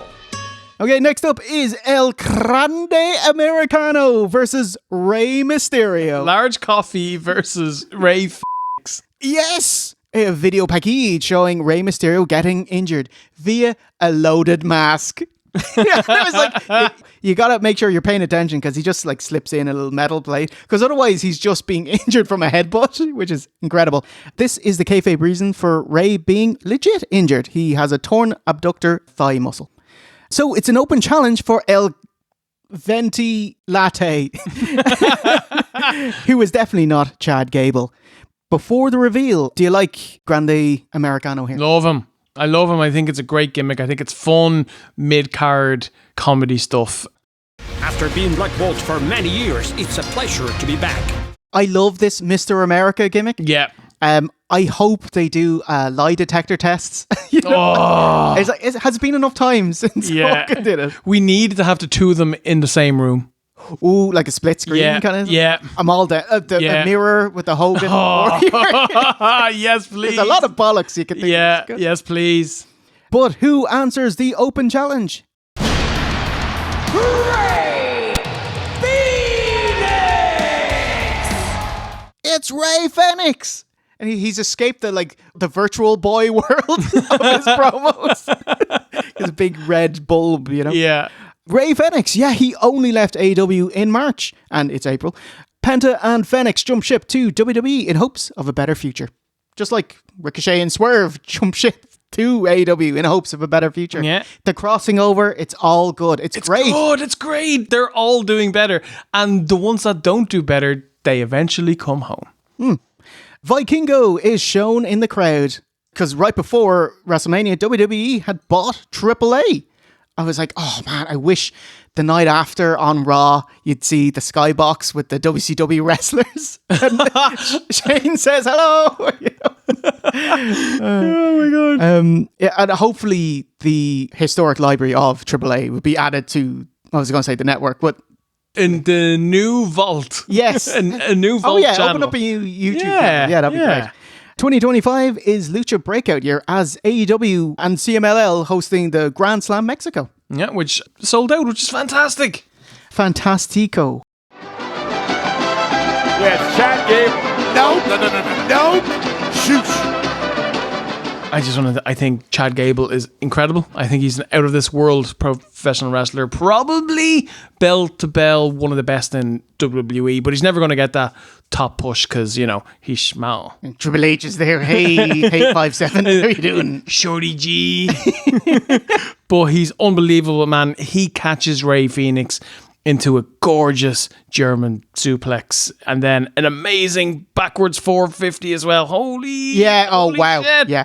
And now top rope, here comes, oh! Then Gable sneakily puts the plate in his mask. Phoenix kicks it, sells the leg. Gable gets the ankle lock. Headbutt, diving headbutt.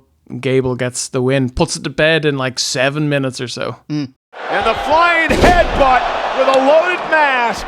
El Grande Americano wins his WrestleMania debut. Oh my God, it's just when there is a big headbutt, Pat McAfee flubs a football reference. He just says, Zidane Zidane. Oh no! Mate. Like Zidane Zidane, he waited for him and headbutted him right in the face. Well counted. You know, obviously, World Cup 2006, Zinedine Zidane famously headbutted Marco Materazzi. And we watched the finals in India, remember? Oh, yeah. Some random dude knocked into us and was like, hey, you guys are like European. Do you want to watch the World Cup? And we're like, oh God, yes, please. Television. I just want to get away from my Silent Hill 2 mixtape. I won't have it. You know, big fan of Grande Americano. Oh, well, all the flat white himself. Oh, mini macchiato. All the baby Chino himself. He's got so many gimmicks, this lad. We need some kind of dog, some kind of Mexican dog with a mask, and he can have his little puppuccino, you know? Like, how can this angle end? JBL should find him around the border and kick him off. Kick him home. And then he's like, no, I'm trying to keep him.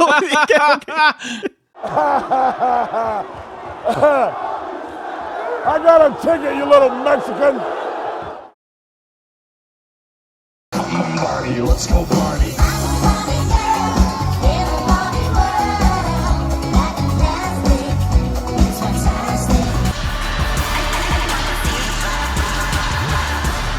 That was her in the middle. And that's why you're the best analyst in the game. Next up is a WWE Women's Championship match. It is Tiffany Stratton, the champion, versus Charlotte Flair. Charlotte returned at the Rumble 2 months ago. But in general, looking at her, I just feel sad for her as a person. She seems riddled with insecurities about herself. Like, in her own words, it's not just her looks or being the daughter of an extremely famous wrestler, but getting injured, being a year older, a year slower, didn't get to have the babyface return as she was immediately booed. And like, other shit, like TMZ waited until she won the Rumble and boom, delightfully told you she's divorced Andrade. Yeah. Prior to Mania, she had this interview on Sherry, not Martel. You know, her character is like a stoic, emotionless, hard-ass queen. But when you look at her, it's like you were just trying to hold it together. So, hold on, let me gather myself. There you go. We got you. When I made the decision to file for divorce, the only thing that I kept thinking was like, I just didn't want anyone to know. Right. Like, oh my gosh, I have failed again. And then my knee, and then I think, you know, as women, I think men too, but it's like, everyone's probably thinking, well, she's gonna come back a year older, she's gonna come back less than, she's coming back off this knee injury. And unfortunately, the WWE audience hasn't gotten to see the the comeback of Charlotte Flair. This wasn't a Charlotte Flair redemption story. Yeah. But for me, it's a redemption story for me because everything that I have feared or been scared of or embarrassed of publicly, because, you know, everyone has an opinion, even though they don't know the facts. Absolutely. I just didn't, I have to keep, I don't even know where I was. You know what I mean? That's what I see when I see that. And obviously, she's got so much work done. She's unrecognizable. Sometimes when they show the people arriving to the arena at the start of SmackDown, I like, oh, thanks for putting up the flash that says Charlotte Flair. Because otherwise I wouldn't have recognized you. Yeah. Do you know? Yeah. And your heart breaks thinking what she must be going through in her head. You know, like, poor woman. Yeah. Yeah. And like, blah, it's all washes over me. That's all I think about when I see her. Yeah. I also think when Big Match Charlotte is on her game, I think she's the best female professional wrestler in North America. Wow. I think her best matches are everyone else's best matches, if you get me. But when she's not on, she's not great, you know? Okay. What'd you think of this match? I thought this match was not great. Went a lengthy 19 minutes. Yeah. But I also think a large part of this is like, she's not in the ring with Asuka, who can wrestle to her level. She's not in the ring with Bianca Belair or Rhea Ripley, you know? She's in there with someone who's a fantastic athlete, but green as grass, man. Tiffany she hasn't shown that she's capable of going in there and working a 20-minute WrestleMania match, you know? She's fine doing a 5-minute TV match that she gets to practice. Yeah. Charlotte Flair, natural selection from the top rope. I'm not inspired by it. Technically good, but I'm not invested. Like Ashley Flair's in real life promo is all I can think of. Tiffy hits Charlotte's head into the second turnbuckle. Alabama Flair into the corner. Rolling senton, BME, clean win. Well done, Tiffy. Retains her belt. Stratton, prettiest moonsault ever, connects to Charlotte Flair. Cover now, hook of the leg. What a win at WrestleMania for Tiffany Stratton. This was a match that had zero heat going in. And then there were issues in the build. Like, people said that Charlotte was just chewing her up during promos. And then I think Tiffy got a bit pissed at that. And then she lashed out with some real life stuff. Said that she's 0-3 in life or which something is like a that. great line, but I've no doubt that they just said, oh, this was a shoot to get interest in a heatless match. And it worked. Yes. It 100% worked. It did a total 360, brother. The interest in this match was not because it was a hot build, was not because people thought the match was going to be great. It was, is this going to be a train wreck? Are they going to be able to work with each other? And the answer was, kind of. Tiffany should have just got on the mic and say, Charlotte, you big blonde son of a bitch. Curse my... Comes out the next week in a Giants jersey. You ain't the queen of shit. And when I beat you, and when it's all said and done, you're going to be just like you are outside of the ring. Alone. What is that record? Like what? 0-3? Woo! Hey, Tiffany, is that why Kaiser's in my DMs?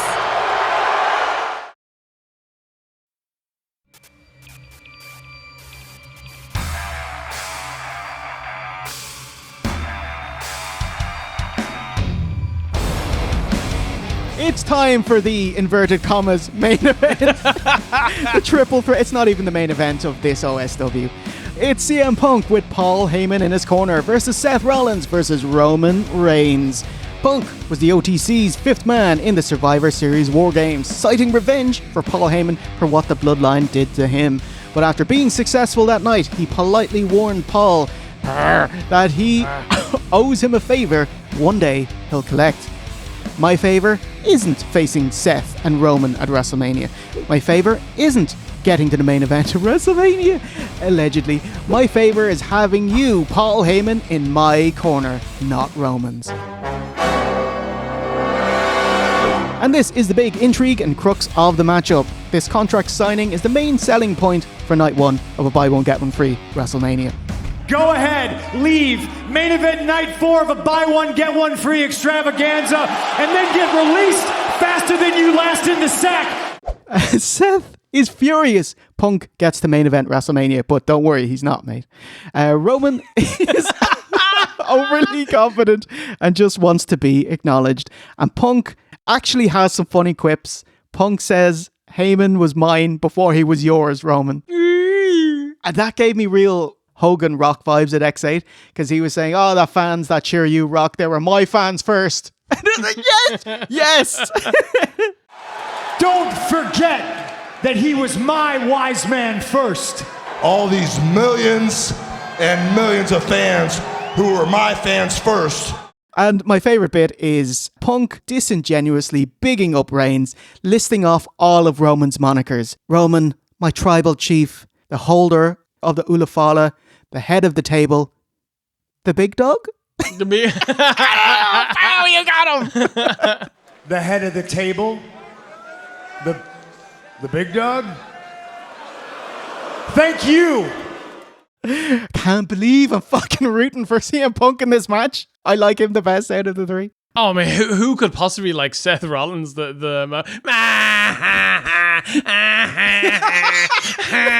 Shane Douglas.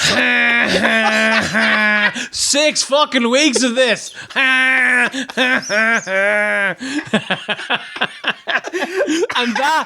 that is your WrestleMania halftime main event build. Jesus Christ. Becky's gonna stab me. Yeah. Oh my god. The trio have a scuffle and take turns pointing at the Mania sign. No heat, lads. No. Hey, no. But Seth brings some. He's got the Rock's fire spooter. A twisted fire spooter. Rollins is doing a black and white. Hey, I'm both Taker and HBK at WrestleMania 25. All white, reminiscent of his original singles attire. Hey, SummerSlam 2015. OSW 54. Nice. Reigns looks naked without Paul Heyman. Congrats on the Most Naked Man award. He walks alone, but he's got the bloodline with him on the pop-down TVs. I love it. Titan of this industry marching to the ring with his signature celestial swagger. There we go. Alpha, Yoko, Keish, they're all there. Quick note on Reigns' Ulafala, the symbol of the tribal chief. WWE will sell you anything, including jewelry and the denim belts. You got a $800 fucking belt. I ruined 2 belts to make this belt. But not an Ulafala, because it's a legitimate cultural symbol of high chiefs in Samoa. It would be highly insulting. It's made of dried pandanus fruit.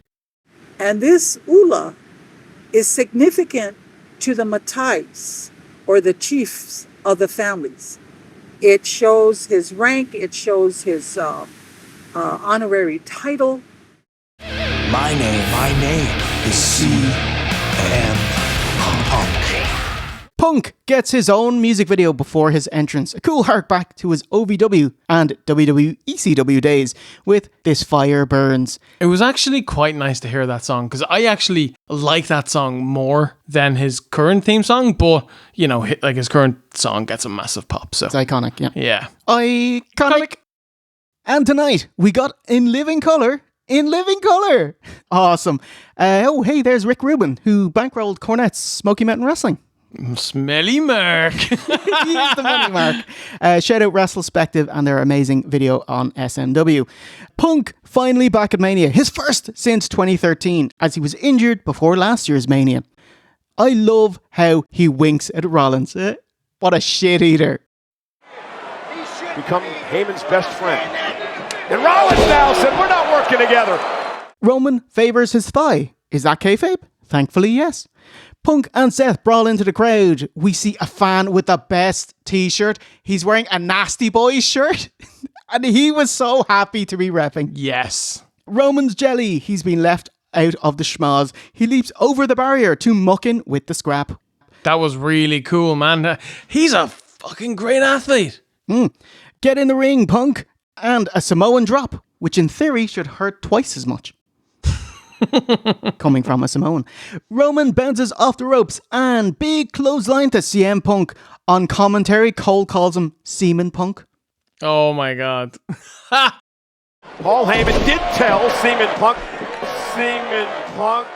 Punk loves doing the macho elbow. Fans do not like him doing the macho elbow. It looks so shit. It's like he bungles off the top rope.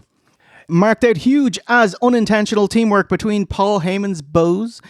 Punk hits a doomsday device.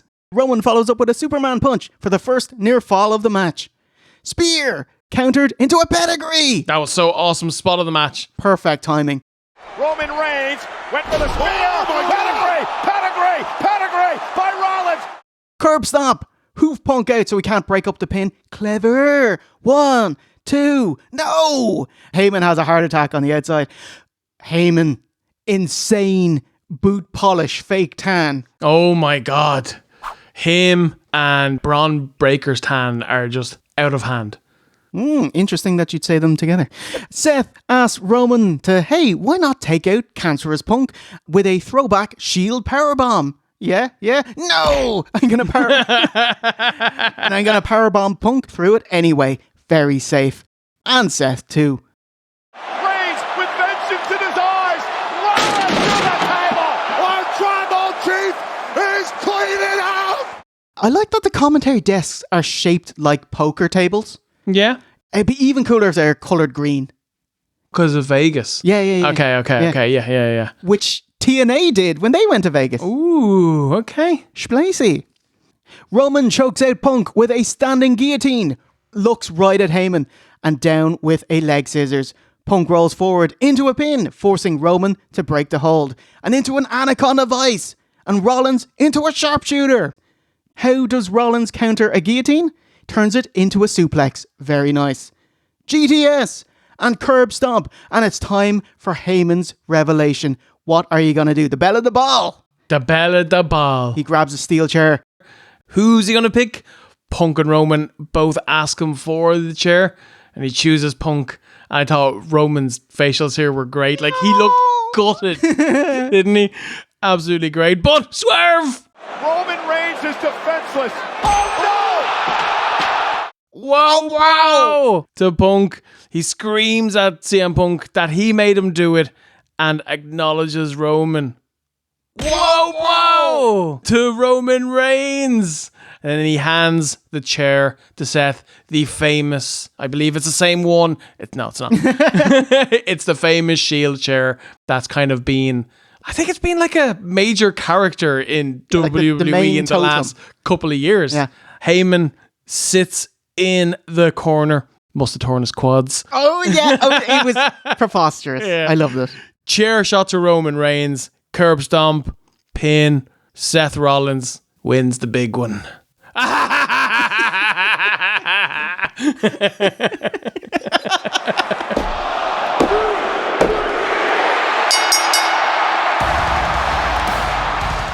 So, Seth Rollins, the winner of the main event of WrestleMania Saturday. And guys, guess what? This is only night one. Biggest question coming out of this, will Heyman's outfits get more fancy? Sadly, no. Raw after Mania, he's just in the same kind of outfit. Crowd, in general, are shite, which is shocking because Raw after Mania traditionally has the best crowd of the year. But they're also knackered. Yeah. They watched like 1 billion hours of professional wrestling. I think best crowd of the year 2024, I put it to maybe Leon Backlash crowd. That was great. Yeah, incredible.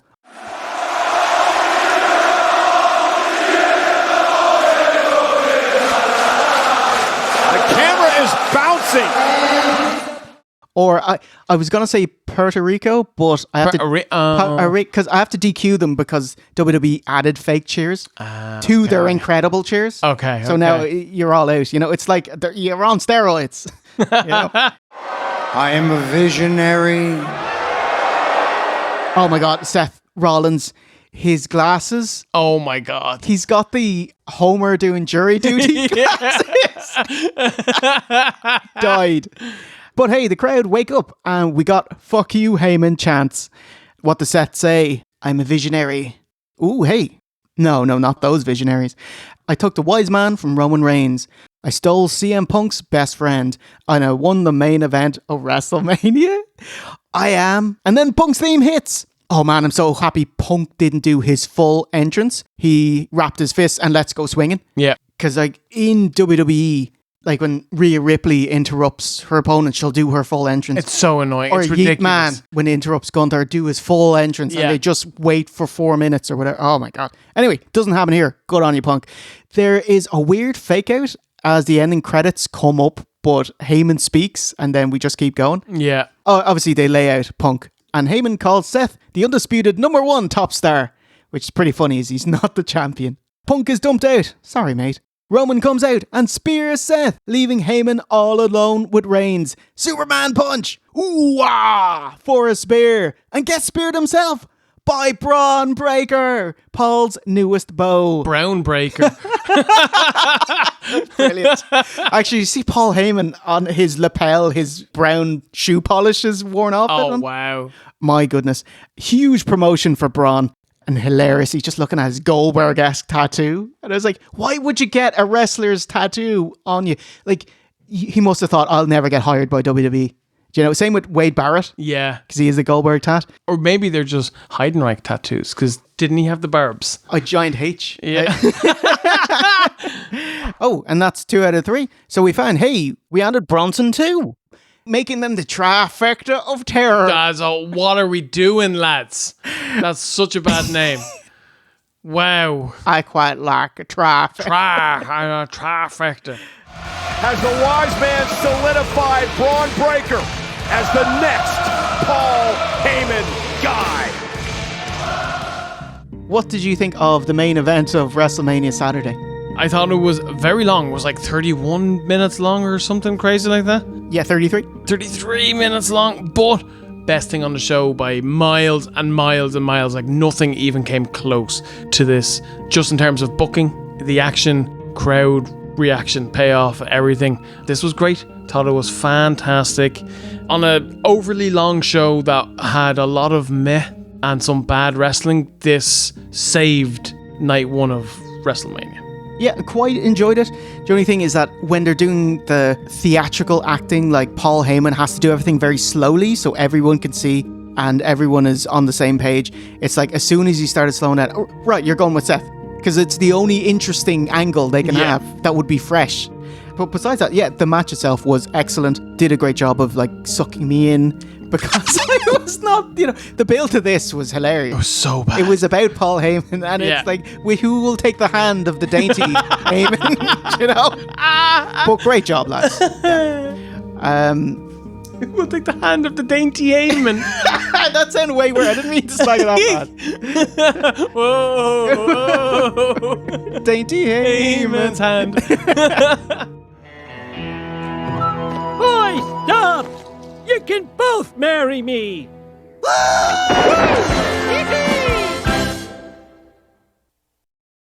Now it's time to beat the mind game. And now it's time to beat the mind game. It will be a night forever etched in history. Welcome to a new era. Welcome to WrestleMania.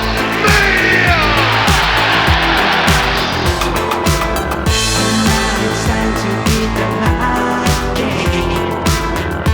Now it's time to beat the mind game. Now it's time to beat the mind game. Now it's time to beat the mind game. Now it's time to beat the mind game.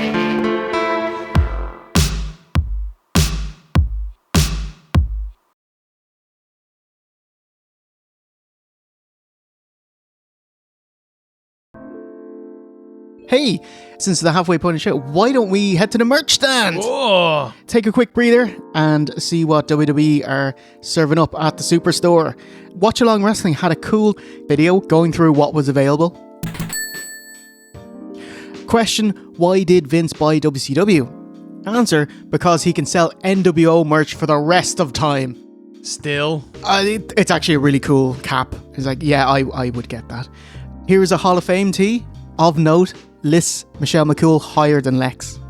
Oh, baby. Yeet Man has a ton of merch, and he has an incredible box of cereal, Frosted Yeets. Okay. I was like, oh, lads, you missed out. You could have had Yeetabix. Yes! Oh, that would have been great. V1, how's the box of New Day cereal? How did that go? They went in a day. So can you tell the fans about this? So yeah, when we went to WrestleMania 33, Lena was like a big... Steve's daughter. She was a big New Day fan. So I brought her back a unicorn and a box of Bootios. And I told her, I was like, now, you have to make these last. You can't have them like every day and then they're gone in like 2 or 3 days and then you start crying to me. Yeah, they were gone that day. Oh my God. And she literally told me, it's grand. She can just fly back over to America and you can get me more anytime. I don't think she appreciates. So, like, the cereal that will cost $1,000. $1,000 a box of cereal. There we go. Even just there, that box of cereal was like $35 or something crazy like that. Mm. Oh, wow. Would you like a signed Carlito apple? No. Oh, shit. Well, it would cost you $80. What? Mm. Oh, yeah, and here's a commemorative wall plaque of Roman Reigns' title. A giant heavy rectangle. It's like, how are you supposed to bring that to your seat? You know, like, I'm sitting down with this surfboard. Yeah. You ask, what is the best thing? Well, the best thing is obviously Triple H's denim world title belt for... Oh my God, how much were they? $800. Oh my God, dollary dues. And you ask me, what is the most expensive thing at the Superstore? It is the official Diamond American Football helmet. Just a mere 10 grand. But that's not even wrestling. We have a football team. Oh, fuck you. Well, yeah. Oh, anyway, hope you enjoyed that. Overall, I'm so impressed at the volume and extensive range of merch. Their warehouse, or Fanatics warehouse, must be absolutely gigantic to accommodate this store. Yeah.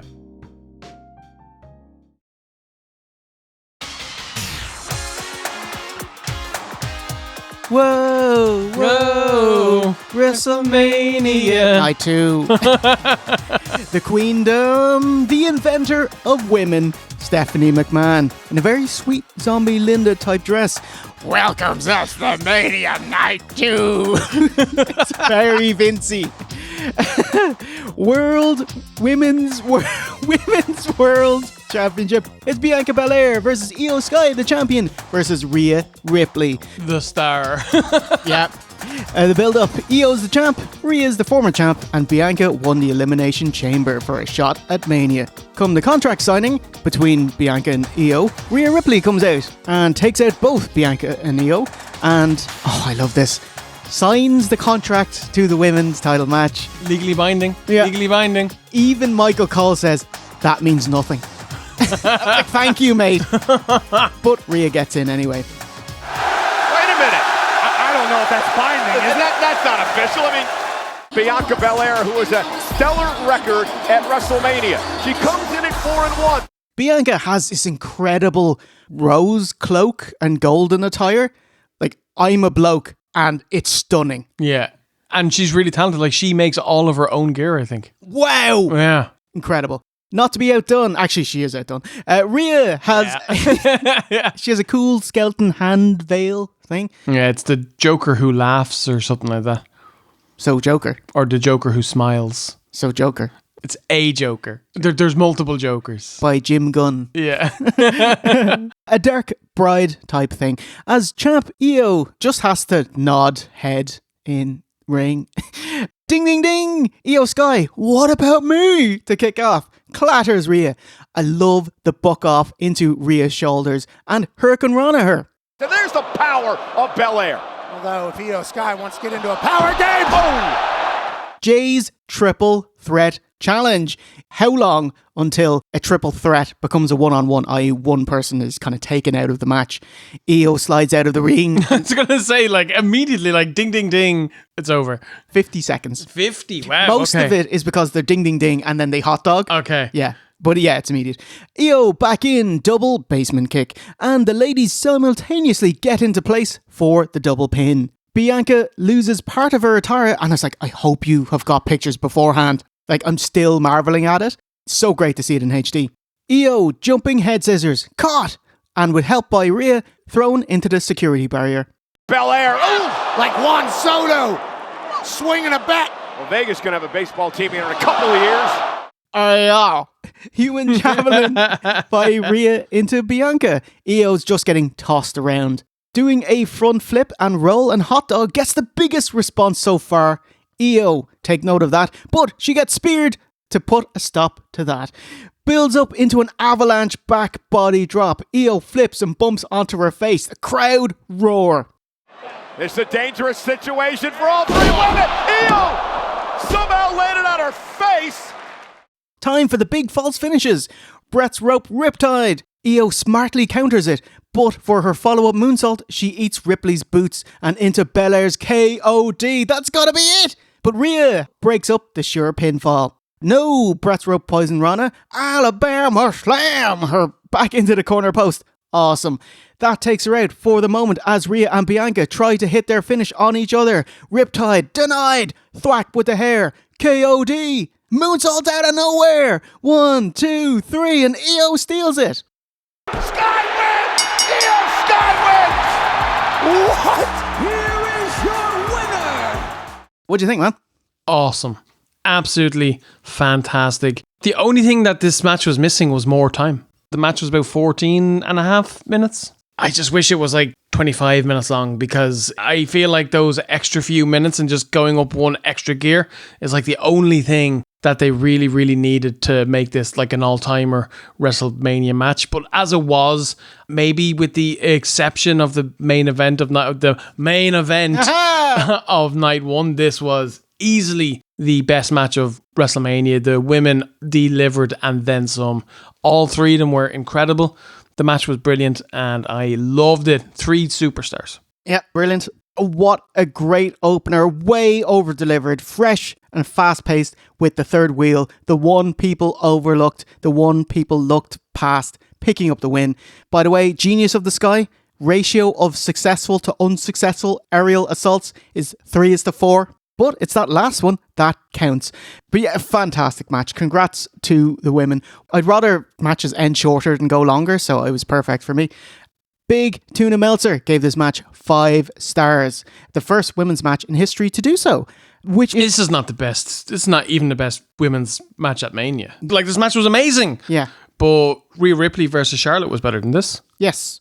It was a really great match, but like it also stings every time I hear that something got a 5-star match, because it's stupid. Angle, 0 5-star matches. So like Dave throws them out nowadays. Yeah. But like, I don't understand why this is even a newsworthy note. Man likes match. Yeah, you know what I mean? I'm cutting this. No, none for you, Dave. Grant. Sorry, I didn't put this match over hard enough. Headline here, the women killed it. Scintillating, fast-paced bout, match of the night. Well done. And Io Sky stands tall as our champ.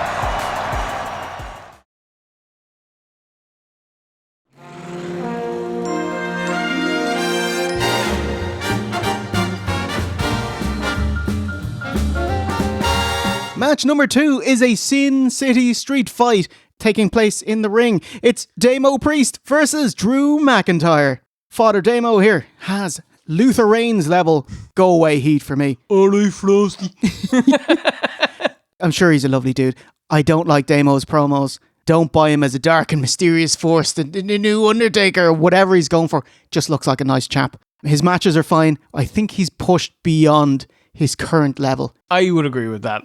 And I would like him to get better. No, he's not going to. He's like in his 40s. Dang. Oh, that explains why he got Kerry King of Slayer to do his entrance. I don't want to upset any of their fans. I know they're going to come at me, but it's like, there's a reason why I don't think Kerry King is a good guitarist. I thought this was just noise. My face is melting cold. Listen, we can't all be Joe Satriani. Well, like... Fine, I'm getting Noel Gallagher on board. Fine, I'm getting Billy Joe Armstrong on board. Honestly, the two of them will at least string together an actual melody. What didn't you like about this guy? He just goes, woo, woo, woo, woo, woo. So he should have done the national anthem, is what you're saying. Drew Mac. It's like the problem with having bangers with CM Punk in the summer and in the fall is that you can't go back to it for WrestleMania. So he's in a nothing feud, and he was doing this, with Damo last year. So it's like the past year has not happened. Yeah. Do you know? Yeah. But his social media game is still insane. Prior to WrestleMania, he released a PSA for wrestling fans. Just on his phone, he's like, I got my do's and don'ts for wrestling fans. Do. Be respectful. Wear deodorant. Support independent wrestling. Go to some other shows. Don't hang around the airport. Yes. If you want to see us, you can go to our many events. Don't hang around the hotel. That's our gaff for the weekend. That's our home for the week. Don't interrupt us when we're at the gym or we're eating. Yep. And don't use shoot names, please. Especially for the women. It's creepy. Yeah. I would generally say call wrestlers by the name that the commentators call them. Yes. So you have to go, Seth frickin' Rollins. Or else it turns out, hey Rodney. Hey Rodney. Brilliant. Rodney, how you doing? How you doing? Oh, fucking camera away from me. Sorry. And tonight, it's an all-you-can-eat buffet of physicality. Video game cosplay, Jay. Cool when it's done right. Awful when it's shoved down your throat. I completely agree. Yeah. Yes, Drew has a Doom the Dark Ages brand integration entrance. Brand integration entrance. It's the B. It's the bye. Like, I like Doom, but fuck off. Priest now with an elbow takes out McIntyre. What'd you have for this match? I actually thought that this match was good. It begins a bit slow, lots of brawly on the outside, pushes, kicks, punches. Well, they need to do that to go to the street, right? That's true, yeah. We do get a nice suplex on the ramp. Keep going to the strip, yeah. We get some chair shots. We get tables. They're back in the ring. Do want to give out to the commentators. Can we not talk about how much the wrestlers have been through 3 minutes into a match, please? Can we actually not do that, please? As you said, a highlight of the match is Drew on social media. He takes a selfie. It's a sequel to the selfie he took last year. He's great, and he gets it. Awesome. And here it is. His brother gave him his phone, and there you go, took a picture of it, posted it on social media.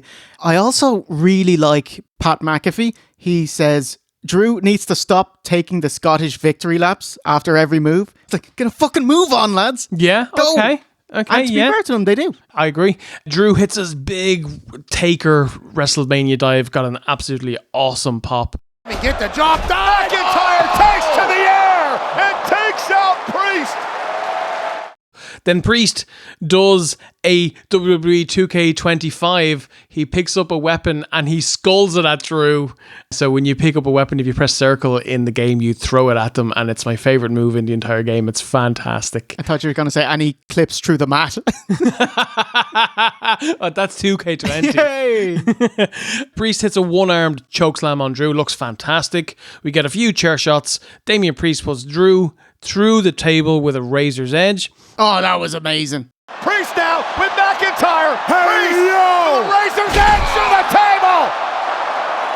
Wonderful. And it was clever because they set up the table just long enough ago that the fans forgot about it, so that when he went through the table, it got an enormous swell, Drew, thumb to the eye, hits a future shock DDT on the stairs and gets a 2 count. Priest goes for old school. Drew pushes him through a few tables that they set out on the outside again. Another big reaction. That was great. I loved how they do it. And the reveal of it was perfect. Yeah, and then they follow up with a chair that had already been stuck between the ropes. Puts his head between it, smashes him into it, gets the win. Drew wins the match.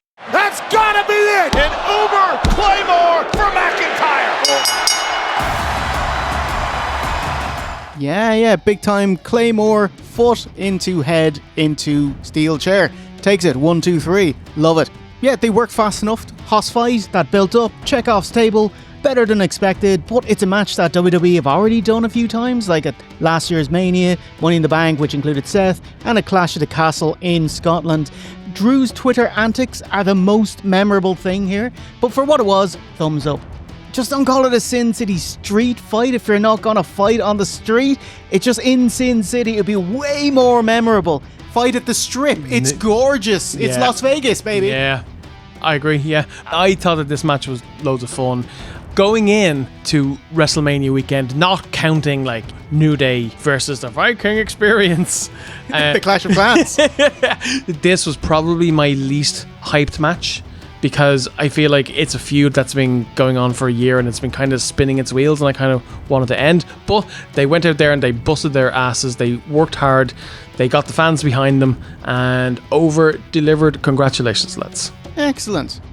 Speaking of which, hi, Bloodline. Does the feud end? Haha. Post-Mania, Drew tries to get into a US title shot. He takes on LA Knight, but is Pearl Harbored by Father Damo. Hilariously, the commentator, Joe Tessitore, calls the announcer's desk the reinforced announcer's desk. Yeah. As if it won't explode if a wrestler comes close to it. 60 seconds later, Damo chokeslams Drew through the reinforced announcer's desk. Who could have got... This is like the bulletproof plexiglass in the Elimination Chamber, and as soon as a wrestler walks by it, it just collapses. They didn't screw it in. Makes sense. Drew shot the helmet through the announce desk. It just exploded. Oh, back to Twitter. Drew's top 3 Simpsons episodes. Can you say back to Twitter again? Back to Twitter. AEW sucks. Drew's top 3 Simpsons episodes. Ooh. Homer at the bat. Okay, yeah. Talking baseball. Yeah. Marge versus the monorail. Oh, okay. Classics. And the Springfield Files. Okay, wow. They are 3 strong ones. All from season 5 or whatever. Yeah. You'd know that Drew McIntyre is like 40. Yeah. Because like 1, you're talking about The Simpsons, and 2, you're talking about Simpsons that are now 30 years old. Yeah. You know, love you.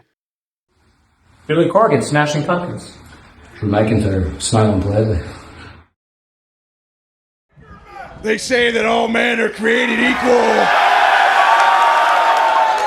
IC title, 4-way. We've got Penta versus Braun Breaker, the champion, versus Finn Balor versus Dirty Dominic Mysterio. I was like, man, I like all 4 of these guys.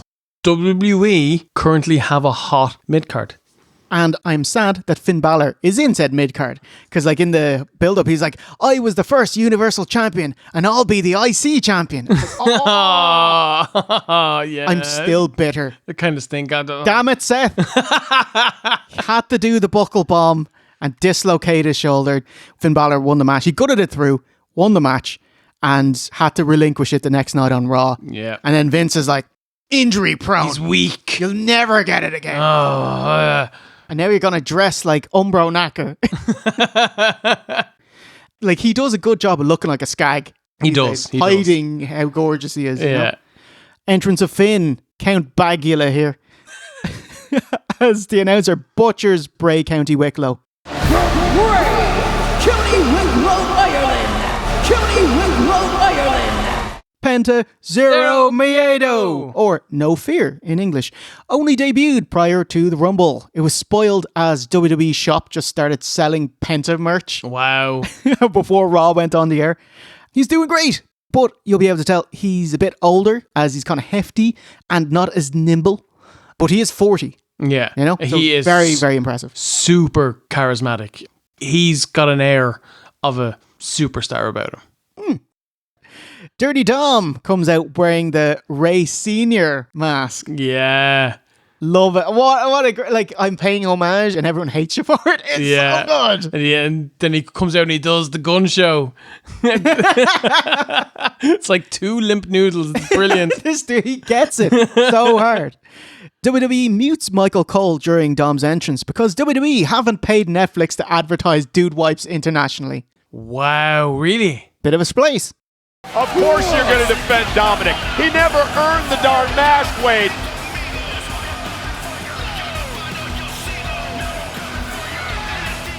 And champion Braun out last, who was having very wrestling-centric matches, showing off his incredible speed and athleticism. Like, he hasn't had to rely on storytelling drama in his matches one bit. Really impressive. If this dude can keep healthy, he'll be gigantic. Oh, how's he going to keep healthy? He's a madman. He does insane things every week. He'll climb Mount Everest and then break his foot. And then get hit by a bus. Some kind of South Park character. He did recently overtake Goldberg. So his spear on Nunzio would be like the one that people would say is like, this is the greatest spear ever. His sprinting spear on Carlito on Raw. Oh my goodness. Thanks for coming, Carlito. He was about driven to Duluth. Great thing on as the only notable thing on the Mania kickoff. Braun did a bit of Steiner math. He's like, do the thing. Oh my God, he did the thing.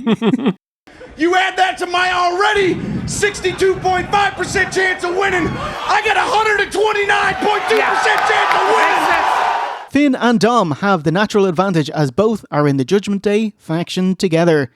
Ding ding ding! Penta, kick to Finn and splash on Dom, who does a wee Bashir jump to meet him.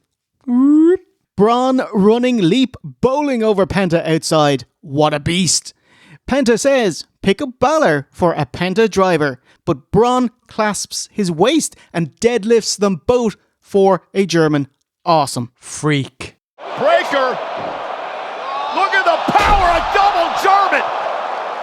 And a kip up. Dom heelishly channels Eddie Guerrero with 3 amigos. No heat. How about a dropkick to Finn, setting him up for a 619? And caught! Dom pays for that with some stomps. And Finn hoisted up for a Penta driver. Carlito low bridges Braun out. Damn!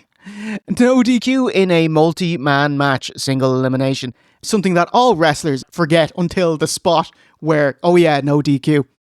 Penta says, Mexican Destroyer! Carlito, what's your receipt for cheating? He's over there standing on a commentator's desk. Spear by Braun! And the two crash and break the table beneath. Look out! Carlito from the table! Parade of finishers. Spear! And 619 on Braun. Sling blade by Balor.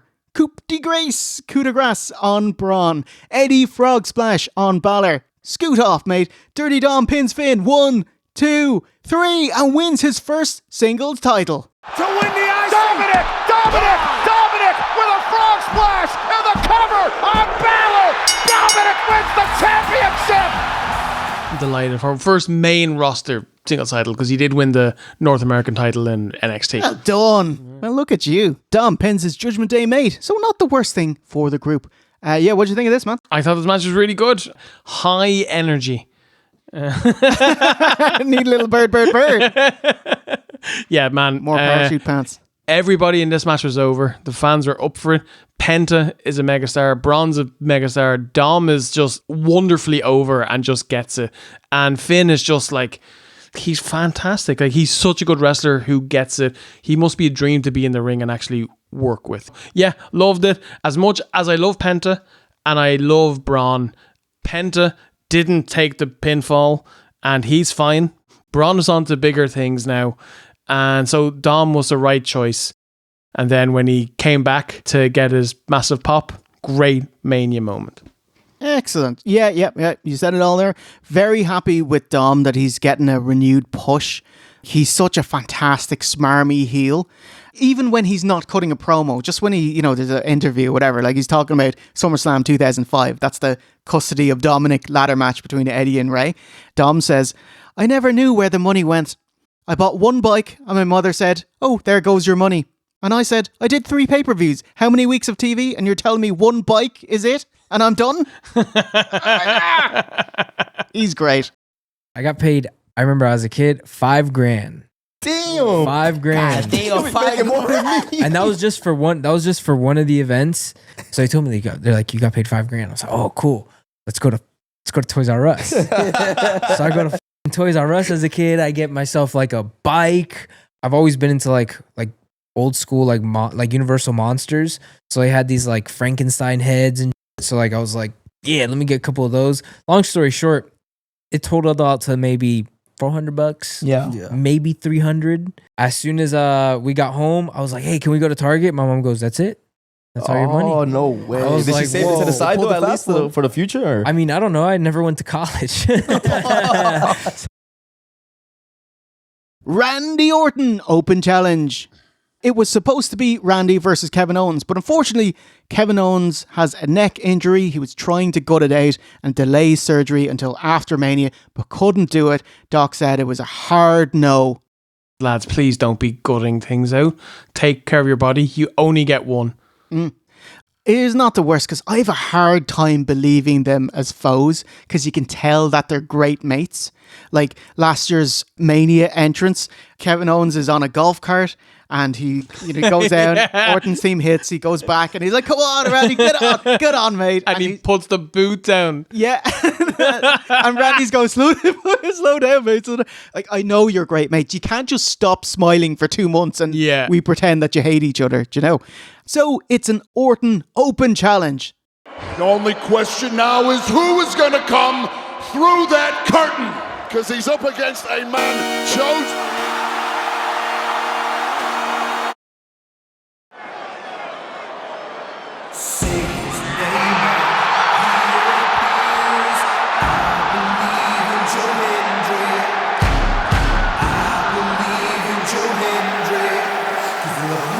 Say his name and he appears.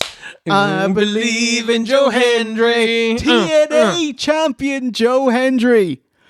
Oh man, I don't want to give out about it. I do kind of do. Why does his song change from happy, upbeat, poppy to slow ballad? Wave your head side to side. Like stay with the first bit of the song. It is better. You know what I mean? Yeah. But I mean, look, it works and it's over. So, I'm not going to complain too much.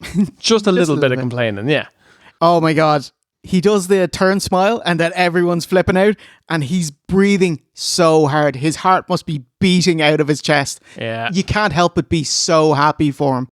Showing up at Mania, properly threw us off too, as he wrestled at TNA Unbreakable that we did at the start of the show on the Thursday in a mixed tag with Masa Slamovich. Nothing incredible, but I did like his running delayed vertical suplex.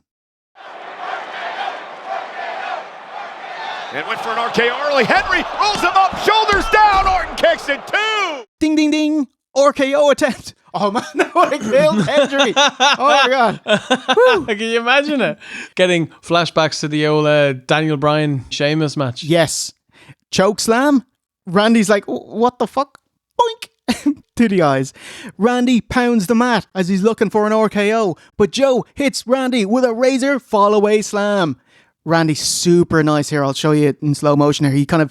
Randy pushes off his thigh to help hoist his 290-pound frame. He's enormous. He's Brock Lesnar big. Yeah. Crazy. Like, we'll put a side by side of him in 2002. Yeah. And now, wow. By the way, they're wearing the same jocks.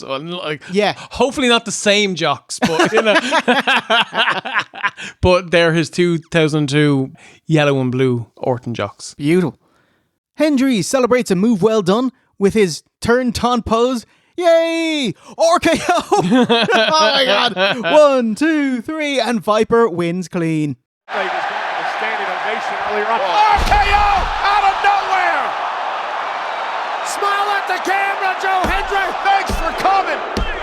There's your WrestleMania moment. Post-match, Randy helps him up and gives him his endorsement. Enjoy it, mate. Yeah, I do like that WWE actually released the audio of what he said. It was basically like, hey, this is all for you. You showed up. The people love you. Now take the second RKO. It's very much like Austin at the end of the night. I literally have it written here. This is exactly what Austin would have done. It's more to get a pop. It hurts no one. Absolutely. And get off your keyboards. Well, first of all, Randy Orton is pretty much Austin level in WWE, like 23-year veteran, do you know? Yeah. And Joe Hendry got caught because of his own hubris. He was doing his pose. He was winning the match. He was doing great. Orton gave him loads. Yeah. Also, he's still with TNA at the time at Mania, and he isn't starting on the main roster. He's going to NXT. Yeah. Although I would rather no, Raw. He's a Raw guy if I've ever seen. And he's way over. Ride this wave of him being over. Yeah. And if he can't do it, he can go back fine. to NXT. That's fine. And then he can go back later. Yep. But ride the surge of interest, mate. Anyway, well done. Well done. Love this segment. Delighted for him. I thought this was a great, fun WrestleMania moment. Like, this is the type of stuff that if you did this on Backlash or SummerSlam or Royal Rumble or any other show during the year, it would be fun, it would be grand. But if you do it at Mania, it becomes awesome. Where in the YouTube WrestleMania matches list will it come? 51. Ooh, oh shit, it doesn't get uploaded. Oh no! If you don't get sent home, we'll all be in hospital beds. Can you please get fired? Can we kick you out the door? Can you please get fired? 'Cause it happened twice before.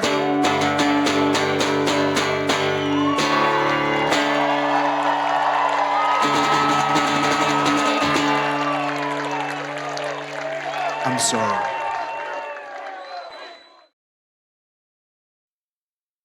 Next up, what do we got? We got your mate Logan Paul versus AJ Styles.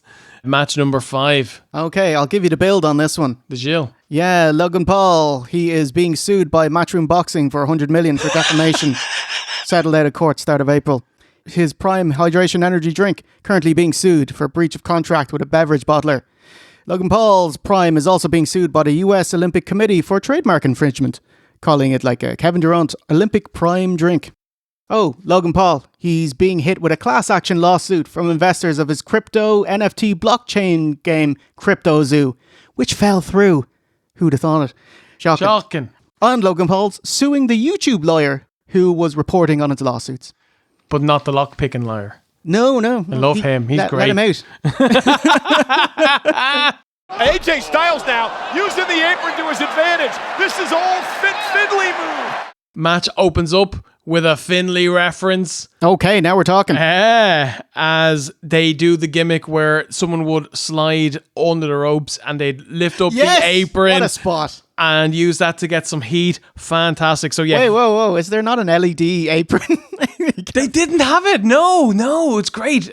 They might have it on the hard cam side. Yeah, okay. But on the other sides, it's just like a regular apron. Yes. And they used the spot. He choked AJ. Fantastic. Then he hits a stunning frog splash. And he calls it his Paul from Grace. I love it. Solid. Begrudging solid. I know, right? He's such a dick, but like, he's good at this, you know? When you script a move for move, yes. Well, that's what all wrestling is nowadays. Like, the greatest wrestlers script move for move. You know what I mean? And if they wrestle AJ Styles. AJ Styles of modern day is nothing to be shouting about. All right, he spends the next few minutes hitting a move, doing a pose. Modified move. Getting the heat. I thought it was a bit boring. Then he hot dogs a bit too much and gets walloped by great clotheslines by AJ Styles. Follows up with a slam and a diving clothesline. Lovely brain buster to finish off the flurry.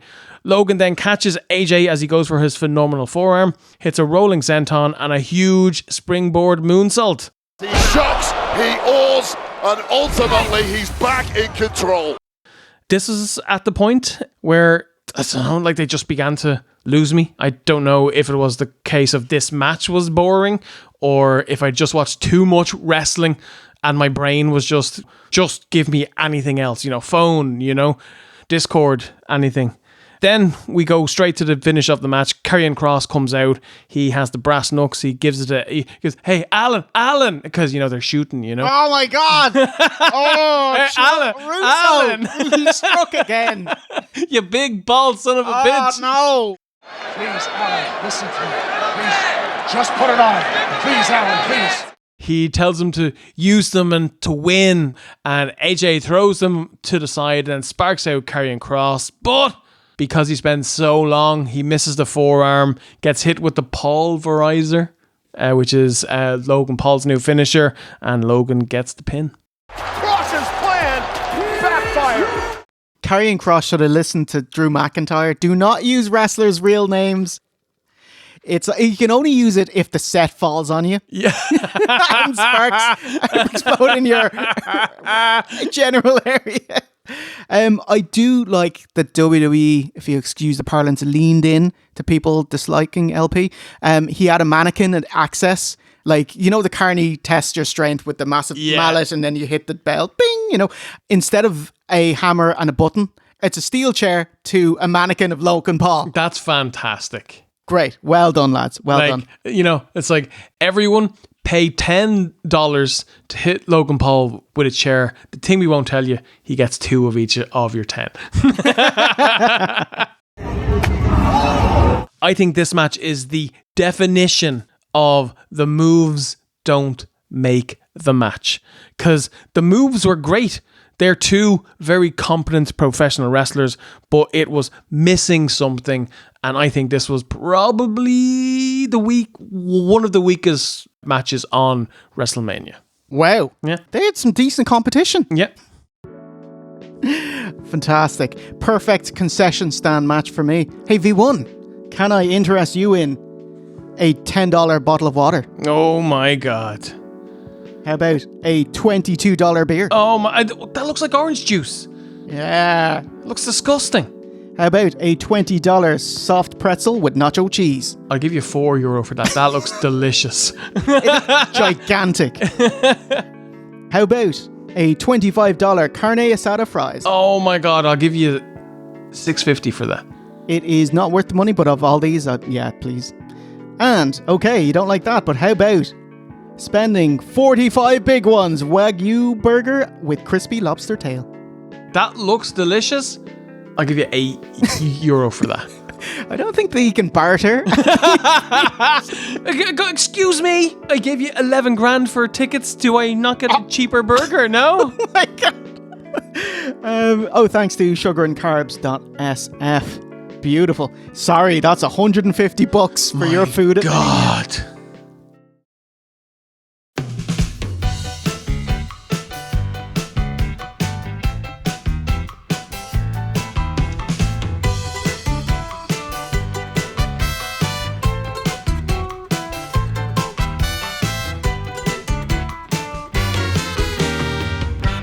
The penultimate matchup of the night and of the review. WWE's Women's Tag Team Championship is up for grabs. It's Liv Morgan and Raquel Rodriguez, the champions, versus Bayley and Lyra Valkyria. But Bayley is out. She got mystery attack. She got Nancy Kerrigan. My God. She got hit by creative. The pen is mightier than the crowbar. She's not injured. She's grand. It's an angle WWE had planned for weeks. Locker room were very sympathetic to her as she's well liked and well respected backstage. I don't get this Markdom. This is a storyline that's been penned for weeks or probably months. You know about it. You know it's leading to something. You're literally going to feud with the biggest female star in the history of professional wrestling. There's nothing to be fucking sorry about, you know? Big time. Who could that be?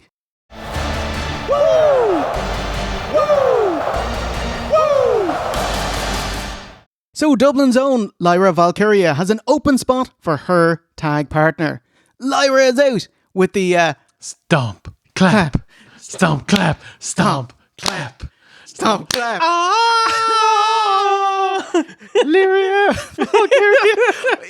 I don't like that her name doesn't rhyme. It annoys me. It's so hard to say Lyra Valkyria as opposed to Lyra Valkyria. Which is what Brian Alvarez calls her. Excellent. And he's correct. And he's on my side. I love it. And he's a big fan of the stomp and clap as well. Lyra, let's colour in the ring. Lyra here, she is 28 from Finn's wrestling school, Fight Factory, which we actually That's where we went out for the training session, and we did so many squats that I couldn't physically drive back. And her partner is... Boom. Whoa! It's Becky Lynch from Dublin as well. Oh my god! You can just see Lyra's marking out hard, and they have the nicest hug at the bottom of the ramp. And Lyra has like a super hug with those wings. Don't mess with her eggs now. Ding, ding, ding. Lyra is beaming. You just see she's elated. This must be a personal and professional highlight of her life. 100%. There's no question about it. Like, this WrestleMania was for Lyra. This was not a Bayley Mania moment. Bayley won the Rumble in 2024, went to WrestleMania, won the world title in her match. She had her moment last year. This was for fucking Lyra, and it was great. Yes. Raquel falls on her arse botching the first spot. Thanks. Fucking knows. Lyra hot dogs in the ring. Woo! And baseball slide dive through the ropes. Liv with the three amigos is successful. Shaky chest. Mild response. By the way, Liv's gear. Can I get an amen, please? Amen. Oh my god. Amen. Can I get an amen? Yes. Boulder that shit. Amen, don't be. Okay. Brilliant. Much like Dominic did earlier, Liv this time actually connected with the three amigos. Because Liv was dating Dom, she can... What do you call... She's rights. You get certain rights. You can do the Eddie taunt. You get the keys to the kingdom. Yes. You know? You ask, how well will Lyra's hair keep? Because it has, the feathers in it. It's all done up and stuff. After a few bumps, the ring is covered in feathers. It's like it's Victory Road 2009 all over again. The chicken coop. Baddies isolate Lyra in their corner and even pull Becky off the apron to deny a hot tag. But she gets it a minute later. Step up Insagiri and forearms. Roll through cannonball. Bex exploder suplex. Ragdolling Liv and submission until Raquel can break it up. This is Raquel's Mania debut too. But today is not about you, mate. Super safe tornado DDT to Raquel outside the ring. Manhandle slam, which is an Irish rock bottom. A knock bottom by Bex inside the ring. 1, 2, 3, and the Dubliners win.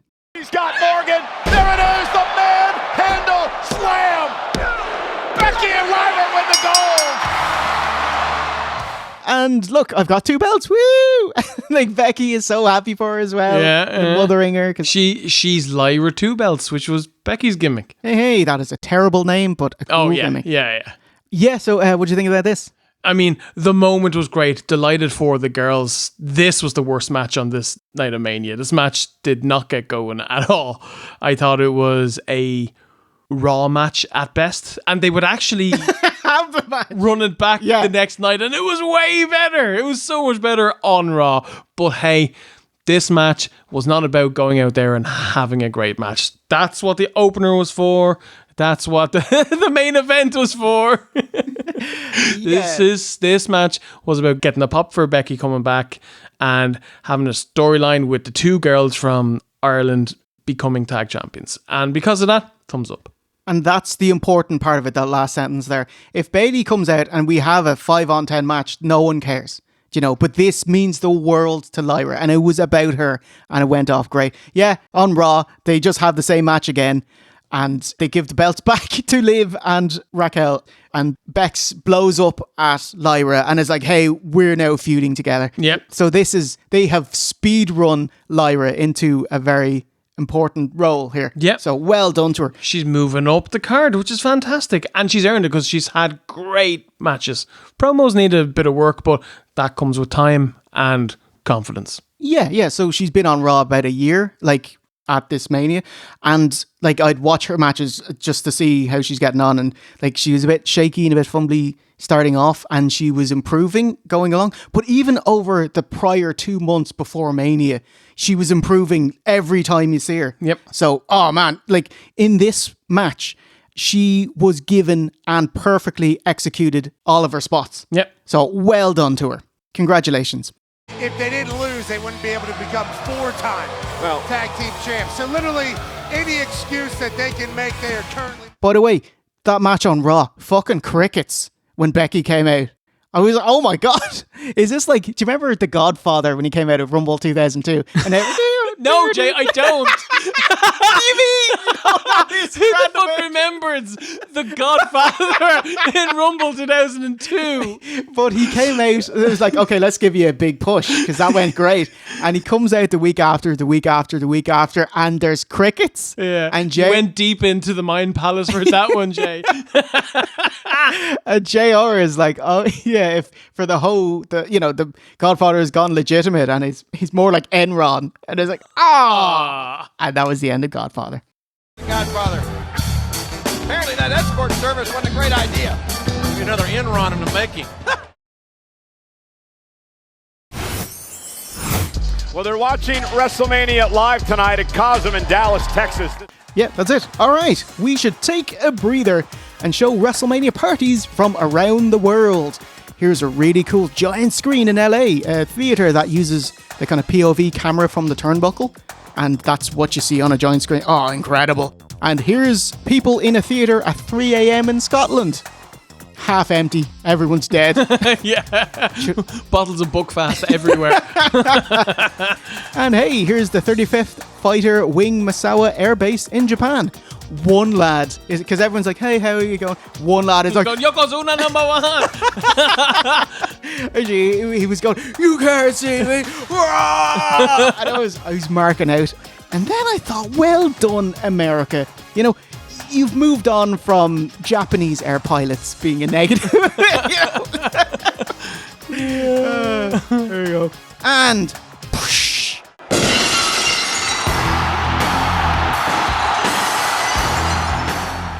Oh my God, Stone Cold Steve Austin's theme hits.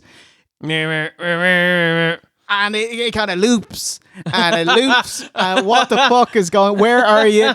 Cut to a fan's perspective. He is in his ATV, his dune buggy. When he went out from outside, he missed the ramp and he just went into the side of the ramp. He hit the entrance ramp. He didn't go up the ramp. He just hit the side. And it's like, I can't go backwards in this. Should have gotten his mammy to drop him out like they got with LA Knight. Vindication for LA Knight. Yeah. And they just had to get the lads, the tech dweebs, to pull him back and to reset him. And then he goes up. You wouldn't know it if you were on the broadcast. Yeah. They didn't cut to it. It just took ages. Yeah. And, goes down the ring, circles around the ring, circles around. They got plow. You actually see the tree fall. It's the security railing. And then one of the fans, a woman there, drops. She took a janitor bump. Yes. If we'll show it again here. Like, Austin hits the side and then she thinks, hey, I can get a bit of money out of this. And then takes a bump. Yeah. Hilarious. And then he just gives up and goes into the ring. Someone else sorted that out. And later you can see Nick Khan attending to her and it's, oh man, how much is this going to cost us? Yeah. Listen, here's tickets to Raw. This is worth $6,000. Yeah. We'll give you your money back for front row tickets to Mania. Oh God, what would that cost? $22,000. $30,000. Easily. Yeah. So you maybe take care of her, actually. That probably means nothing to her. But actually, Austin was on Helwani's podcast afterwards and just saying, she was grand. There's no beef or whatever. It's grand. Really good, because Helwani was asking, so did you watch all of Mania? He was like, no, I did not. I left after my spot. Austin, love you. Did you watch the entirety of the two events? No, I didn't. What about the ending of night 2, the Cena Rhodes finish? I didn't see it. You didn't see it? Wait, did you go home? Yes, I did. Wow. Any particular reason? No, I just wanted to beat the crowd. Okay. Hey, I'm out here to announce tonight's attendance of night 2 of WrestleMania. tonight's kayfabe attendance, which is 63,226. Despite Sean having announced 61,000 the night before, saying they're both sellouts. The real attendance being just over 60,000, which is the number of tickets distributed before showtime. 60,346. So I want everybody to sit down and remain still. Here goes. 1, 2, 3, 4. Yeah, it was fun to see Austin. Yeah, it was. It was nice. Like, whatever they paid him was not worth it, but it was nice. And so, we've got one match left as we look longingly into the empty chair that's been unfilled all night. I think someone's at the door.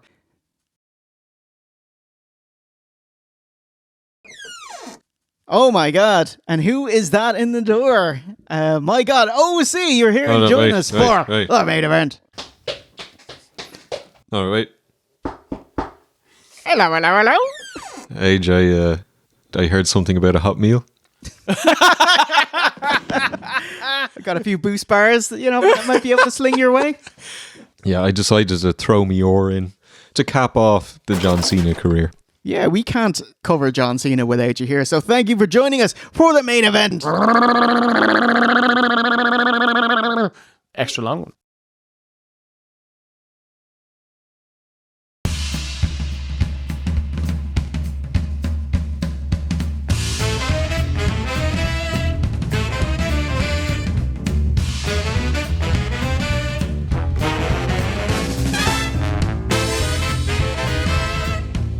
Yeah, it's Cody Rhodes, the very much in dispute WWE Champion versus John Cena. The build for WrestleMania 41, the real main event. Oh no, we already had the main event.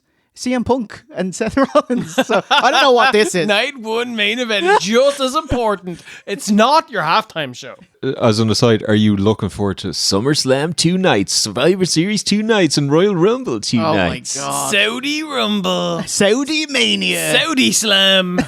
Saudi Series. Saudi Series. And also, are you looking forward to the inevitable 3-night WrestleMania? Because it is going to happen, it's going to happen. It? Like, you know it's oh going to my happen. God. Yeah. WrestleRonia.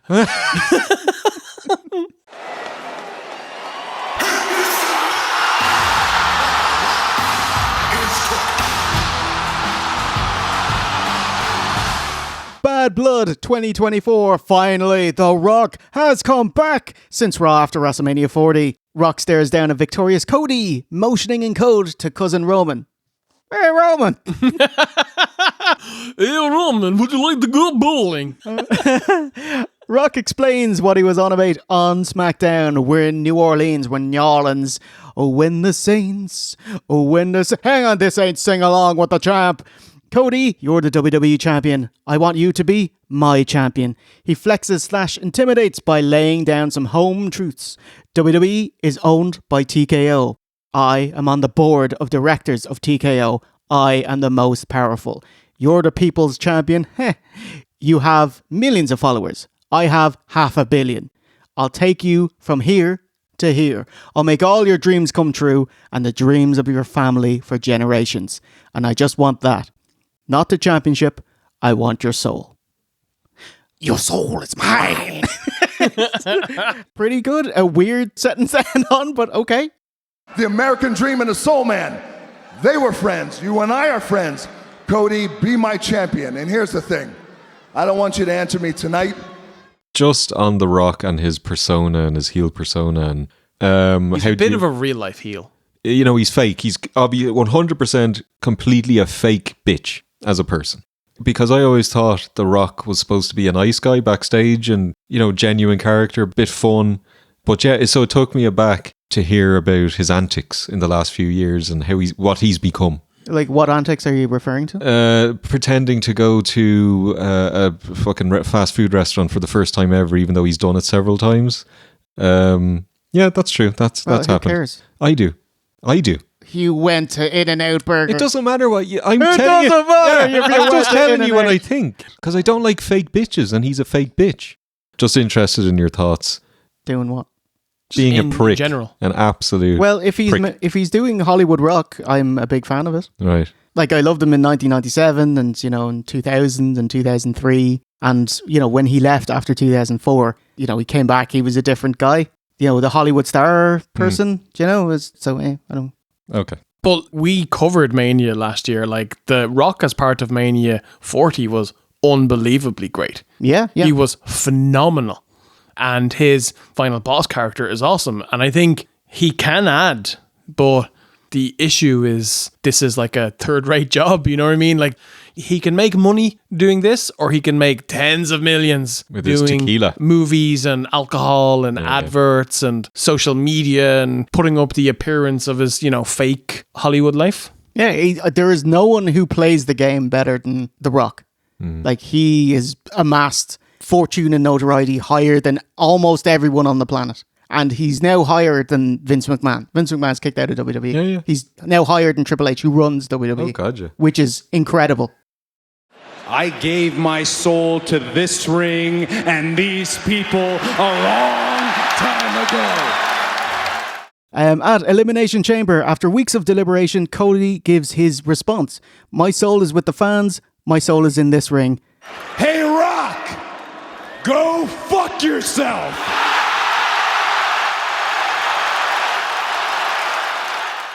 Is this the best swear in wrestling? But hasn't The Rock been swearing for ages? Or is this the first swear? Like, on the mic, like Christian hugging Edge in AEW. When they hugged, he just says, go fuck yourself. That was great. Brock talking to Heath Slater. I don't give a fuck about your kid. Obviously, Paul Heyman at One Night Stand. This ain't Raw. This ain't SmackDown. This ain't even WWE. This, my friends, is EC fucking W. And if it counts, Booker T. Oh. Hulk Hogan. Oh, well, yeah. We're coming for you. Yeah, so at the end of Elimination Chamber, Cody hugs Cena, whose giant smile drops dead. He sleeper soldiers as Rock does the cutthroat gesture. Not Cody, but John Cena has sold his soul for a shot at guaranteeing immortality, a record-breaking 17-time championship.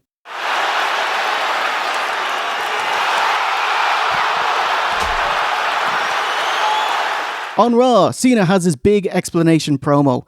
Big question mark going into this. How will he play it? Will he be a new character like Hollywood Rock in 2003? Will he revert to his past self, like a heel, world life maybe?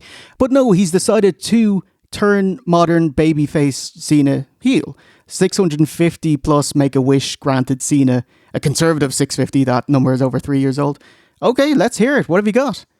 I've been a victim of abuse for over 20 years. I have given everything to you. You all take. John Cena's coming to town. What do we get?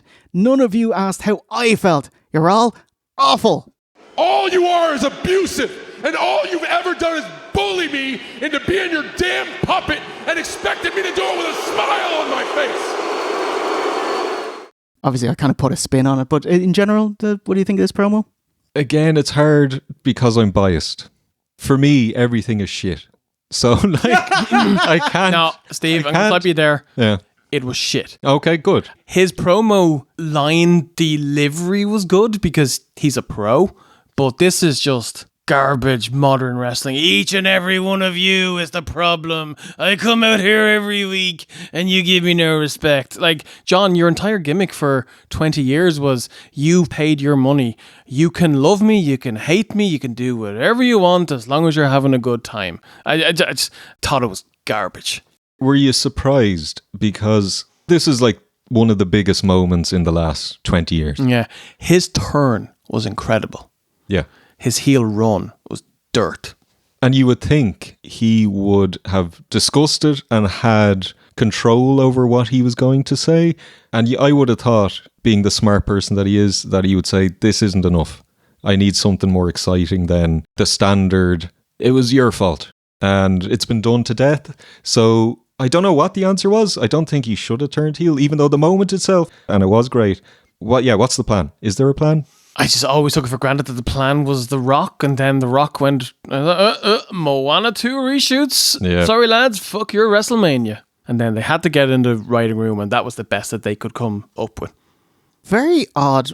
Two things. I was shocked that he would turn heel for his last year because that'll tank his merch sales. And the one he didn't change his merch as well. It's like, oh yeah, it's the same thing. As if I didn't turn heel, which is very odd. He did say ages ago, talking about like 2008, it's like, oh yeah, I got new music and new gear ready to go for turning heel, but we never got to see it. The other one is attacking children for wearing your merch. One, it's unbelievable. He just says, like, you use me for your pathetic failure of a life. It's like, you can't walk that back and say, The Rock was in my ear. I love you. Do you know, it's terrible. Well, Never should have said it. He can borrow the Angelina Love and Winter gimmick. Yeah, he was a zombie. Okay, that's what we're going with. Yeah, I'm breaking up with you. I'm done. You're dumped. I really did like Cody's response. Yes, the fans have given you their worst, but also their best for 20 years because you are special, because you could take it. I don't want to fight this John Cena at Mania. Find yourself. I want to wrestle the guy on your shirt, not this whiny bitch. And leaves. Yeah, we kind of answered the questions, the two objectives that they have. One, did it cement Cena as a believable heel? No. Did it cement Cody as a cool babyface? Hopefully the bigger face Cena ever was. Well, I don't know about that second bit, but you know, you've established him as the babyface to get behind. That's what they presented. Stuff makes sense. It's just not great. It's not very good.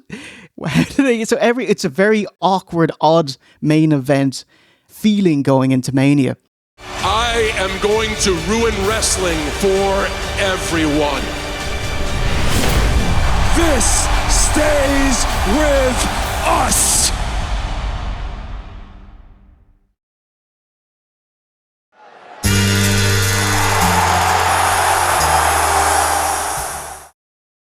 WrestleMania 41, the night itself. Cena's entrance, no lights. Plain name. Joy drained out of his life. Kozlov. Yes. They learn from the best. Even seeing a scurrying stagehand brings no happiness.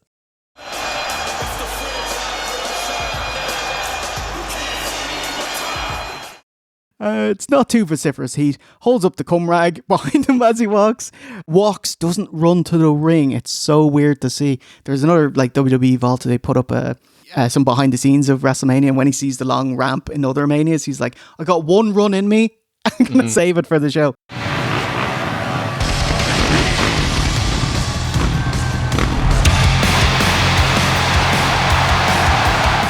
Cody has a dirt bike entrance. I love the little open mechanism on the skull helmet. Very fun.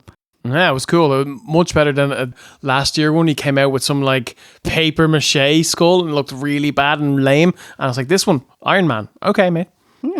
Before the two lock up, we see the incredible WWE lighting rig. Hot damn. Barrett calls Cena the underdog, which is preposterous. For a 16-time WWE champion, 9-time world champion, 9 world title matches at Mania, and he's won 6 of them. He's left 6 Manias as champion.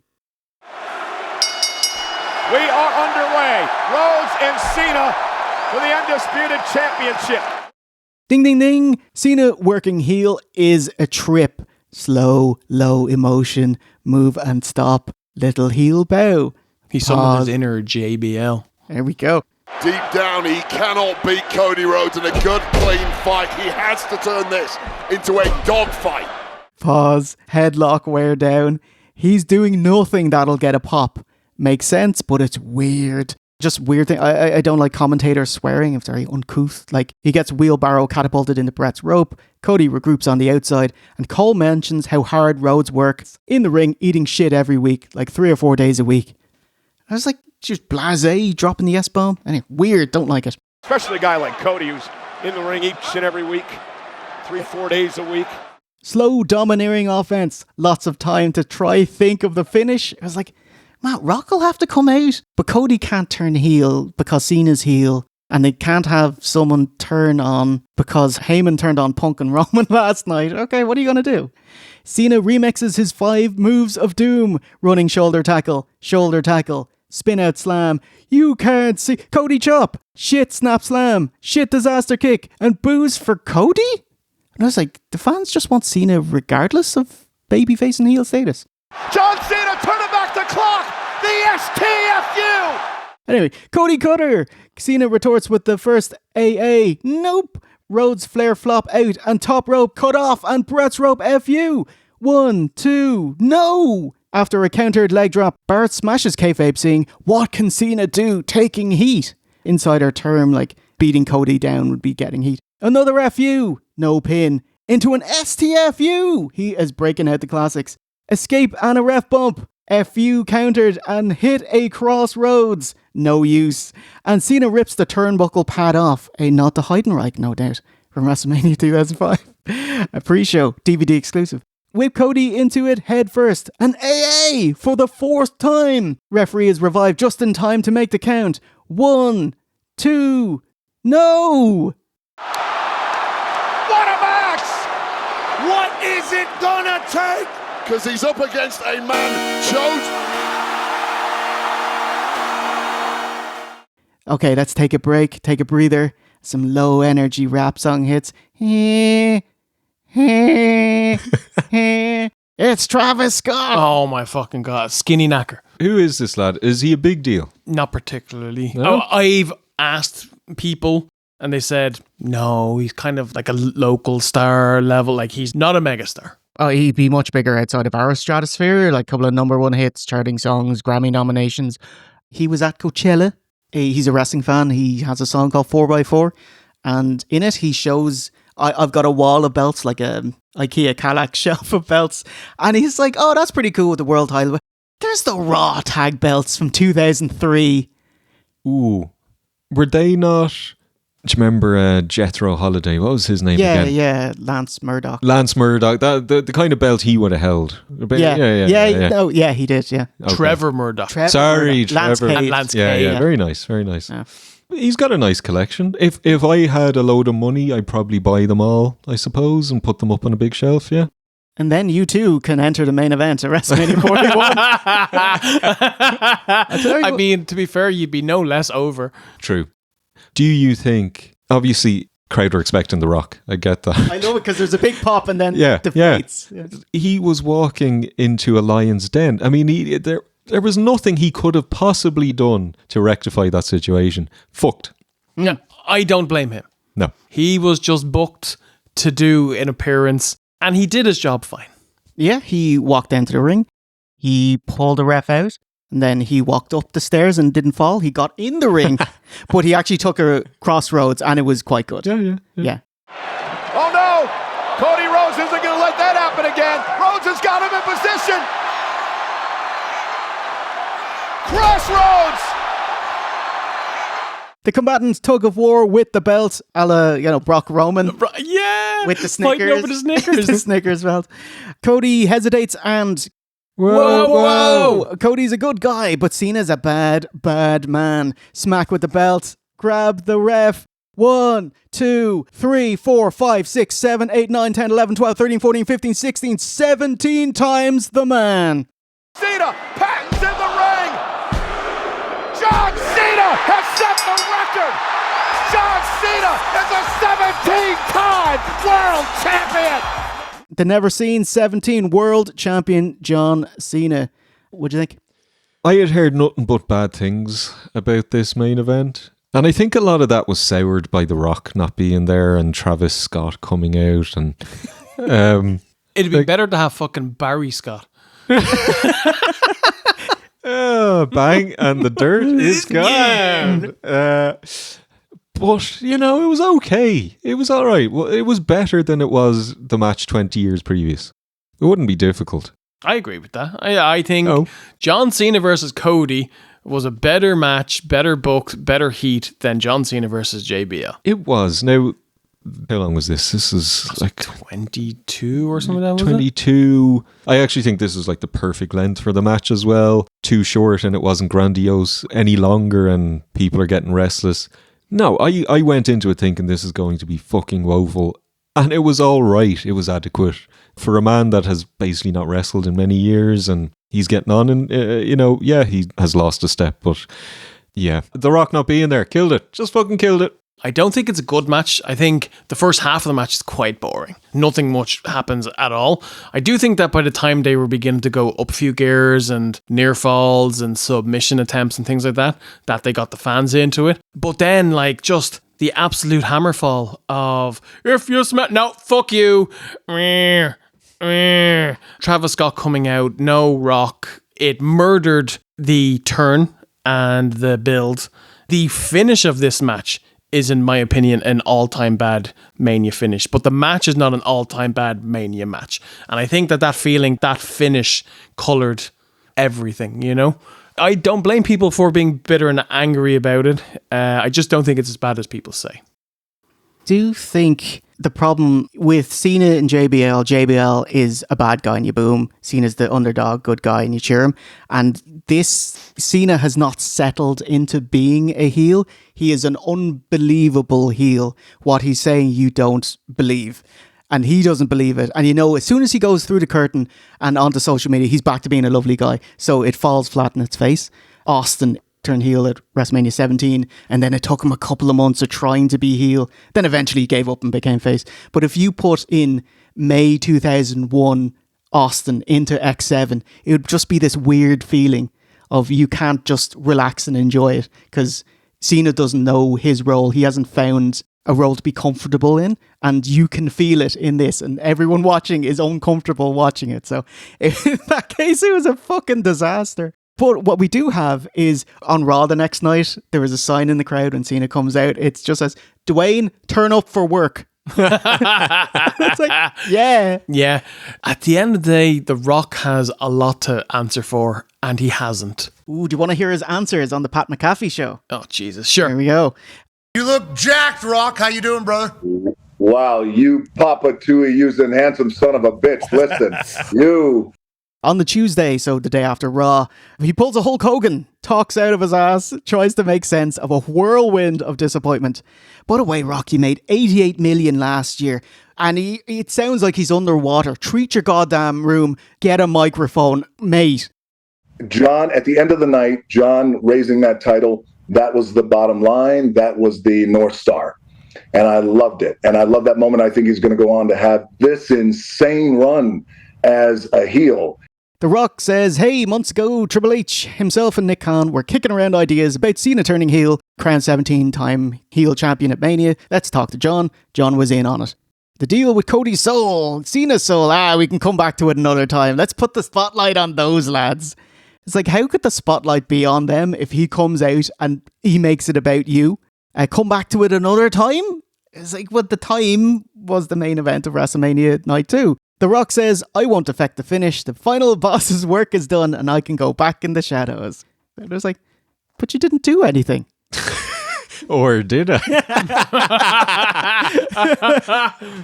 McAfee presses him about it, thank you. Why didn't you show up for the main event finish? What's this about Travis Scott? Rock just repeats himself. Let's let the lads have the spotlight. Cena said he's gonna ruin wrestling. That's loads for 2025. Finally, Dwayne says Cody still has a great babyface run, but also a great heel run. And I was like, that is terrifying. Do not turn him heel. Oh my God. Because he's already told you no. So if he says yes, it'd be terrible. And also teases that there's another unnamed wrestler's soul for sale. He must mean Seth Rollins. And I was like, actually, yeah, that sounds good. Future of the business. Yes. This sounds like this was both a kayfabe and shoot interview. Like he's talking about somebody's soul, but then he's talking about somebody turning heel. Yeah, he's just trying to explain the story, but it's all spin, spin, spin. Yeah. Actually, I was great. We don't need it. We're grand. Yeah. I'm 10 steps ahead of you. But I'll reverse course if it's crap. I really hope they can make it fit together for WrestleMania 42. Like, I don't know how Cena's going to walk back his decision to turn heel, unless he winters it, you know, Gotta winter. mind control virus. And like he needs the makeup, you know, the black, the bags. the bags under the eyes. Oh yes, go full with and have the Rock in the mirror and the whole lot. He turned back and Cody's got the the eyes that pop down as well to show that he's transfixed. Yeah, like I love Rock. It's all lies and spin. He bolted because he was getting the wrong type of reaction. Like, go away, heat. Here's my explanation for it. And that's what we got. And that's all you're getting until the next time.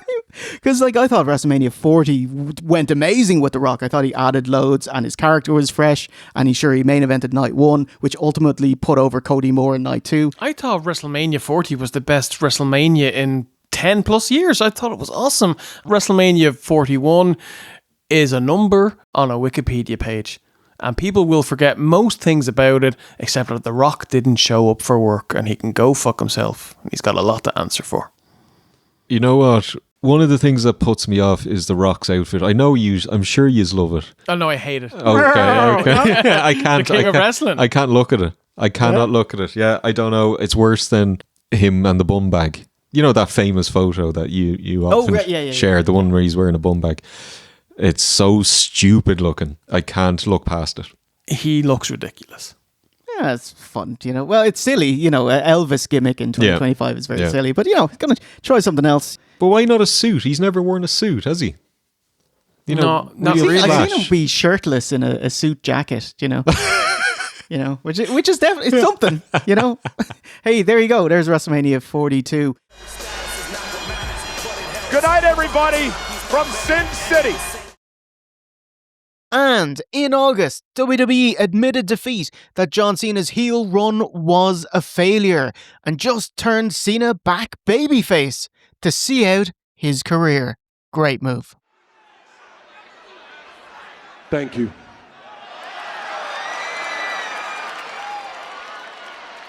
Because that was just the boot in the ass that I needed. For 25 years, day in and day out, I have forged a reputation off of hard work, honesty, and respect. I flushed it all down the toilet, chasing false glory when I bought into somebody's crazy idea to make shocking TV. We shocked the world, we made great TV, but then the dust settles. I want to take this home with me so after I'm gone, you guys don't forget about me.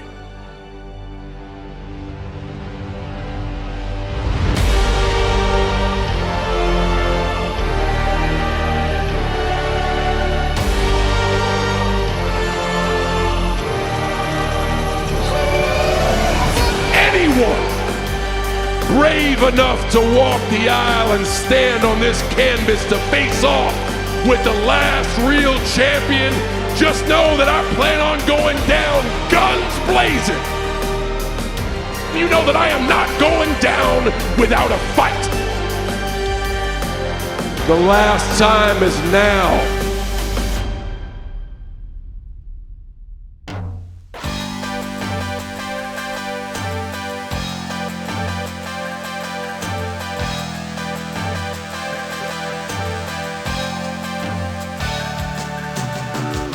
So, Mania in general, fine, but underwhelming. Night 2 was way better. Thought just the women's triple threat was very good.